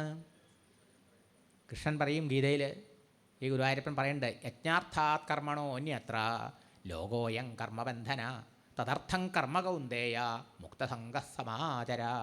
എന്താ വേണ്ടത്? ആസക്തി കൂടാതെ സകല കർമ്മങ്ങളും യജ്ഞമാക്കി ചെയ്യൂ. യജ്ഞം എന്ന് പറഞ്ഞ അർത്ഥം യജ്ഞോ വൈ വിഷ്ണു. യജ്ഞം എന്ന് പറഞ്ഞാൽ വിഷ്ണു. വിഷ്ണു എന്ന് പറഞ്ഞാലോ, വിഷ്ണു സഹസ്രനാമത്തിൽ ആദ്യ നാമം വിശ്വം വിഷ്ണു. ഈ വിഷ്ണുവാണ് ഈ വിശ്വം അയക്കുന്നത്. അപ്പോൾ വിശ്വത്തിൻ്റെ കല്യാണത്തിന് വേണ്ടി പരോപകാരാർത്ഥമായി ചെയ്യുന്ന കർമ്മങ്ങൾ ഈശ്വരാപൂജിയായി ഈശ്വരാർപ്പണമായി ചെയ്യുമ്പോൾ ആ കർമ്മം യജ്ഞത്തിൻ്റെ ഭാവം കൈക്കൊള്ളും. നമ്മുടെ സാധാരണ കർമ്മം, ആ കർമ്മം പോലും ആ സ്വാർത്ഥതയില്ലാതെ ഭഗവതർപ്പണമായി ഭഗവതാരാധനമായി ചെയ്താൽ അതൊക്കെ യാഗമായി പൂജയായി ഹോമമായി എന്ന്. പ്രത്യേകിച്ച് നമ്മൾ യാഗവും ചെയ്യേണ്ട ആവശ്യമില്ല എന്ന്. ഇതാണ് കലികാലത്തിലേക്ക് ഭഗവാൻ കൃഷ്ണഭഗവാൻ ഗീതയിലൂടെ പറഞ്ഞേക്കണത് അല്ലേ? യാഗം നടത്താൻ പോയപ്പോൾ പറഞ്ഞത്, യാഗം നടക്കണ്ട, ബ്രാഹ്മണരെയും പശുവിനെയും പശുക്കളെയും പർവ്വതത്തെയും പൂജിക്കുമെന്ന് ഭഗവാൻ പറഞ്ഞു അല്ലേ? എന്നിട്ട് യുദ്ധക്കളത്തിൽ അർജുനോട് യാഗം ചെയ്യാൻ പറയുമോ? നീ ചെയ്യുന്ന യുദ്ധകർമ്മം പോലും, ഇക്കണ്ടവരെയൊക്കെ കൊല്ലണാവുന്ന യുദ്ധകർമ്മം പോലും നീ ചെയ്യണമെന്നുള്ള അഹങ്കാരം വിട്ട്, നിൻ്റെ സ്വാർത്ഥതയ്ക്കൊന്ന് വിട്ട്, ഞാൻ ചെയ്യിക്കണു, എനിക്ക് വേണ്ടി ചെയ്യുന്നു, എൻ്റെ കയ്യിലെ നിമിത്തം മാത്രം നീ എന്നറിഞ്ഞ് എനിക്ക് ചെയ്താൽ ഹത്വാപിന നിബദ്ധ്യതേ, ഈ ഭാരത യുദ്ധത്തിൽ നീ കൊല്ലുന്ന പാപകർമ്മം പോലും നിന്നെ ബാധിക്കില്ല എന്ന്. പിന്നെയാണ് സാധാരണ കർമ്മം. ചിന്തിച്ചു നോക്കൂ. ആ കർമ്മയോഗ രഹസ്യമാണ് ഇവിടെ പഠിപ്പിക്കുന്നത്. മനസ്സിലായോ? എല്ലാം ഈശ്വരൻ എന്നറിയുന്ന ആ ബ്രഹ്മനിഷ്ഠയാണ് നമ്മുടെ ജീവിതത്തിൻ്റെ ലക്ഷ്യം. ആ ജ്ഞാനമാണ് ലക്ഷ്യം. ആ ഈശ്വര സാക്ഷാത്കാരമാണ് ലക്ഷ്യം. അതിന് ധർമ്മനിഷ്ഠമായ ജീവിതം അനിവാര്യം. അതുകൊണ്ട് ശുദ്ധി ഉണ്ടാവുള്ളൂ.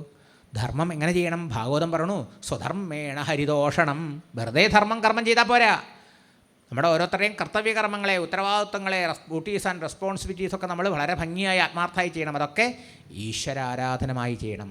സ്വനുഷ്ഠിതസ്യ ധർമ്മസ്യ സംസിദ്ധിർ ഹരിതോഷണം പറഞ്ഞോ ഭാഗവതം. ആദ്യം തന്നെ പറഞ്ഞിട്ടുണ്ട്, ആദ്യത്തെ ദിവസം തന്നെ അല്ലേ? സ്വന്തം കർമ്മങ്ങൾ ഭംഗിയായി അനുഷ്ഠിച്ചാൽ പോരാ, അതിൻ്റെ സാഫല്യം അത് ഹരിതോഷണത്തിന് ഭഗവാൻ സന്തോഷിക്കണം എന്ന സങ്കല്പത്തോടെ ഈശ്വരാരാധനമായി ചെയ്യുമ്പോഴാണ്. അതുകൊണ്ടാണ് ശുദ്ധിയും മുക്തിയും കൈവരാൻ പോണത്. മനസ്സിലായോ? അപ്പം ഇങ്ങനെ ഓരോരുത്തരും കർമ്മം ചെയ്യേണ്ട ആവശ്യകതയെ ഭഗവാനോട് സൂചിപ്പിക്കുന്നു. പിന്നെ ഭൂമി എങ്ങനെ പോയി താഴേക്ക്? അസുരനാണ് ഭൂമിയെ താഴ്ത്തിക്കൊണ്ടുപോയത് അല്ലേ? അസുരൻ താത്തിയ ഭൂമിയെ യജ്ഞവരാഹമൂർത്തി ഉദ്ധരിച്ചു എന്നാണ്. എന്ന് പറഞ്ഞ അർത്ഥം, അഹങ്കാരത്തോടെയും സ്വാർത്ഥബുദ്ധിയോടെയും കൂടി ചെയ്യുന്ന മനുഷ്യൻ്റെ കർമ്മങ്ങൾ ധർമ്മത്തെ കൈവിടിഞ്ഞുകൊണ്ട് ഭോഗലാലസമായ ഇന്ദ്രിയാരാമത്വം, വിഷയലമ്പട ജീവിതം നമ്മൾ നയിക്കാൻ പോയാൽ എന്തുണ്ടാവുക? അങ്കൂട്ടർക്ക് ഉത്കൃഷ്ടമായ ജീവിത മൂല്യങ്ങളെ പിടിച്ച് ജീവിക്കാൻ പറ്റില്ല. മനസ്സിലായോ? ആത്മനിയന്ത്രണത്തോട് ധർമ്മനിഷ്ഠമായി ജീവിക്കുന്നവർക്കേ ഉത്കൃഷ്ടമായ ജീവിത മൂല്യങ്ങളെ ഉയർത്തിപ്പിടിച്ച് ജീവിക്കാൻ പറ്റുള്ളൂ. അവർ തൻ്റെ ഭോഗത്തിന് വേണ്ടി, തൻ്റെ സ്വാർത്ഥതയ്ക്ക് വേണ്ടി എല്ലാ മൂല്യങ്ങളെയും ബലിയർപ്പിക്കും അല്ലേ? അങ്ങനെ വരുമ്പോൾ എന്തായി? ഭൂമിയുടെ അധപ്പതനം, ഭൗമങ്ങളായ എല്ലാ നന്മകളും അധപ്പതിക്കുന്നു. അതിനെ പ്രതീകാത്മകമായി പറയുകയാണ് അസുരൻ ഭൂമിയെ താത്തിക്കൊണ്ടുപോയിന്ന്. അതിനെ ഉദ്ധരിക്കാൻ കഴിയും നമുക്ക് ഓരോരുത്തർക്കും.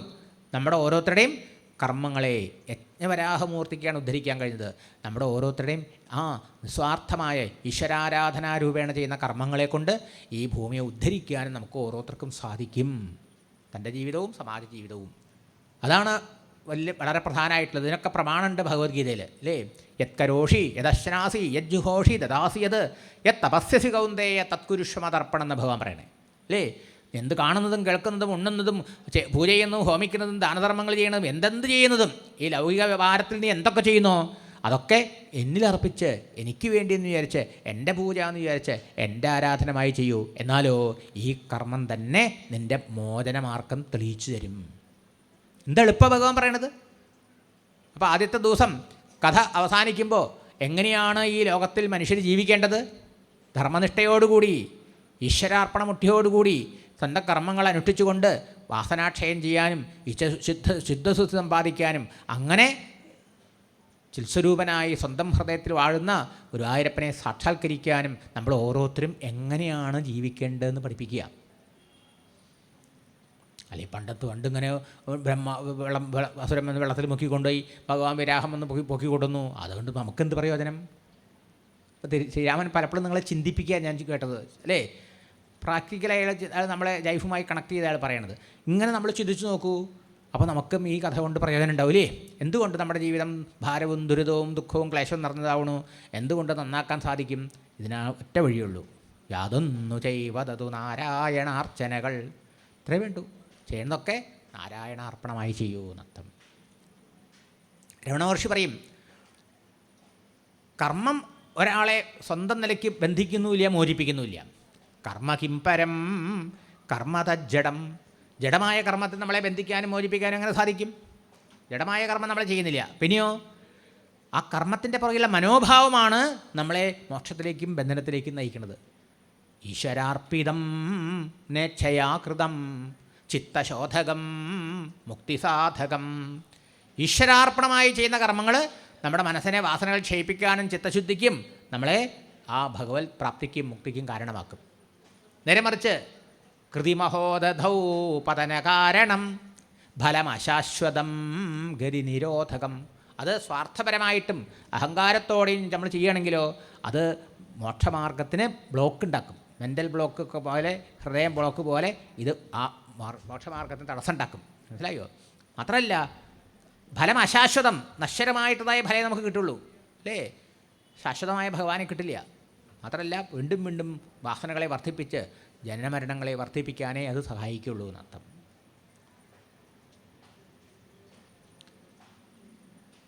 പച്ച മലയാളത്തിൽ അയ്യോ നിർത്താതെയോ? അതാണ്. ആൾ വന്നോ? ശരി ശരി, സന്തോഷം. എൻ്റെ കഥ പറഞ്ഞു കഴിഞ്ഞു.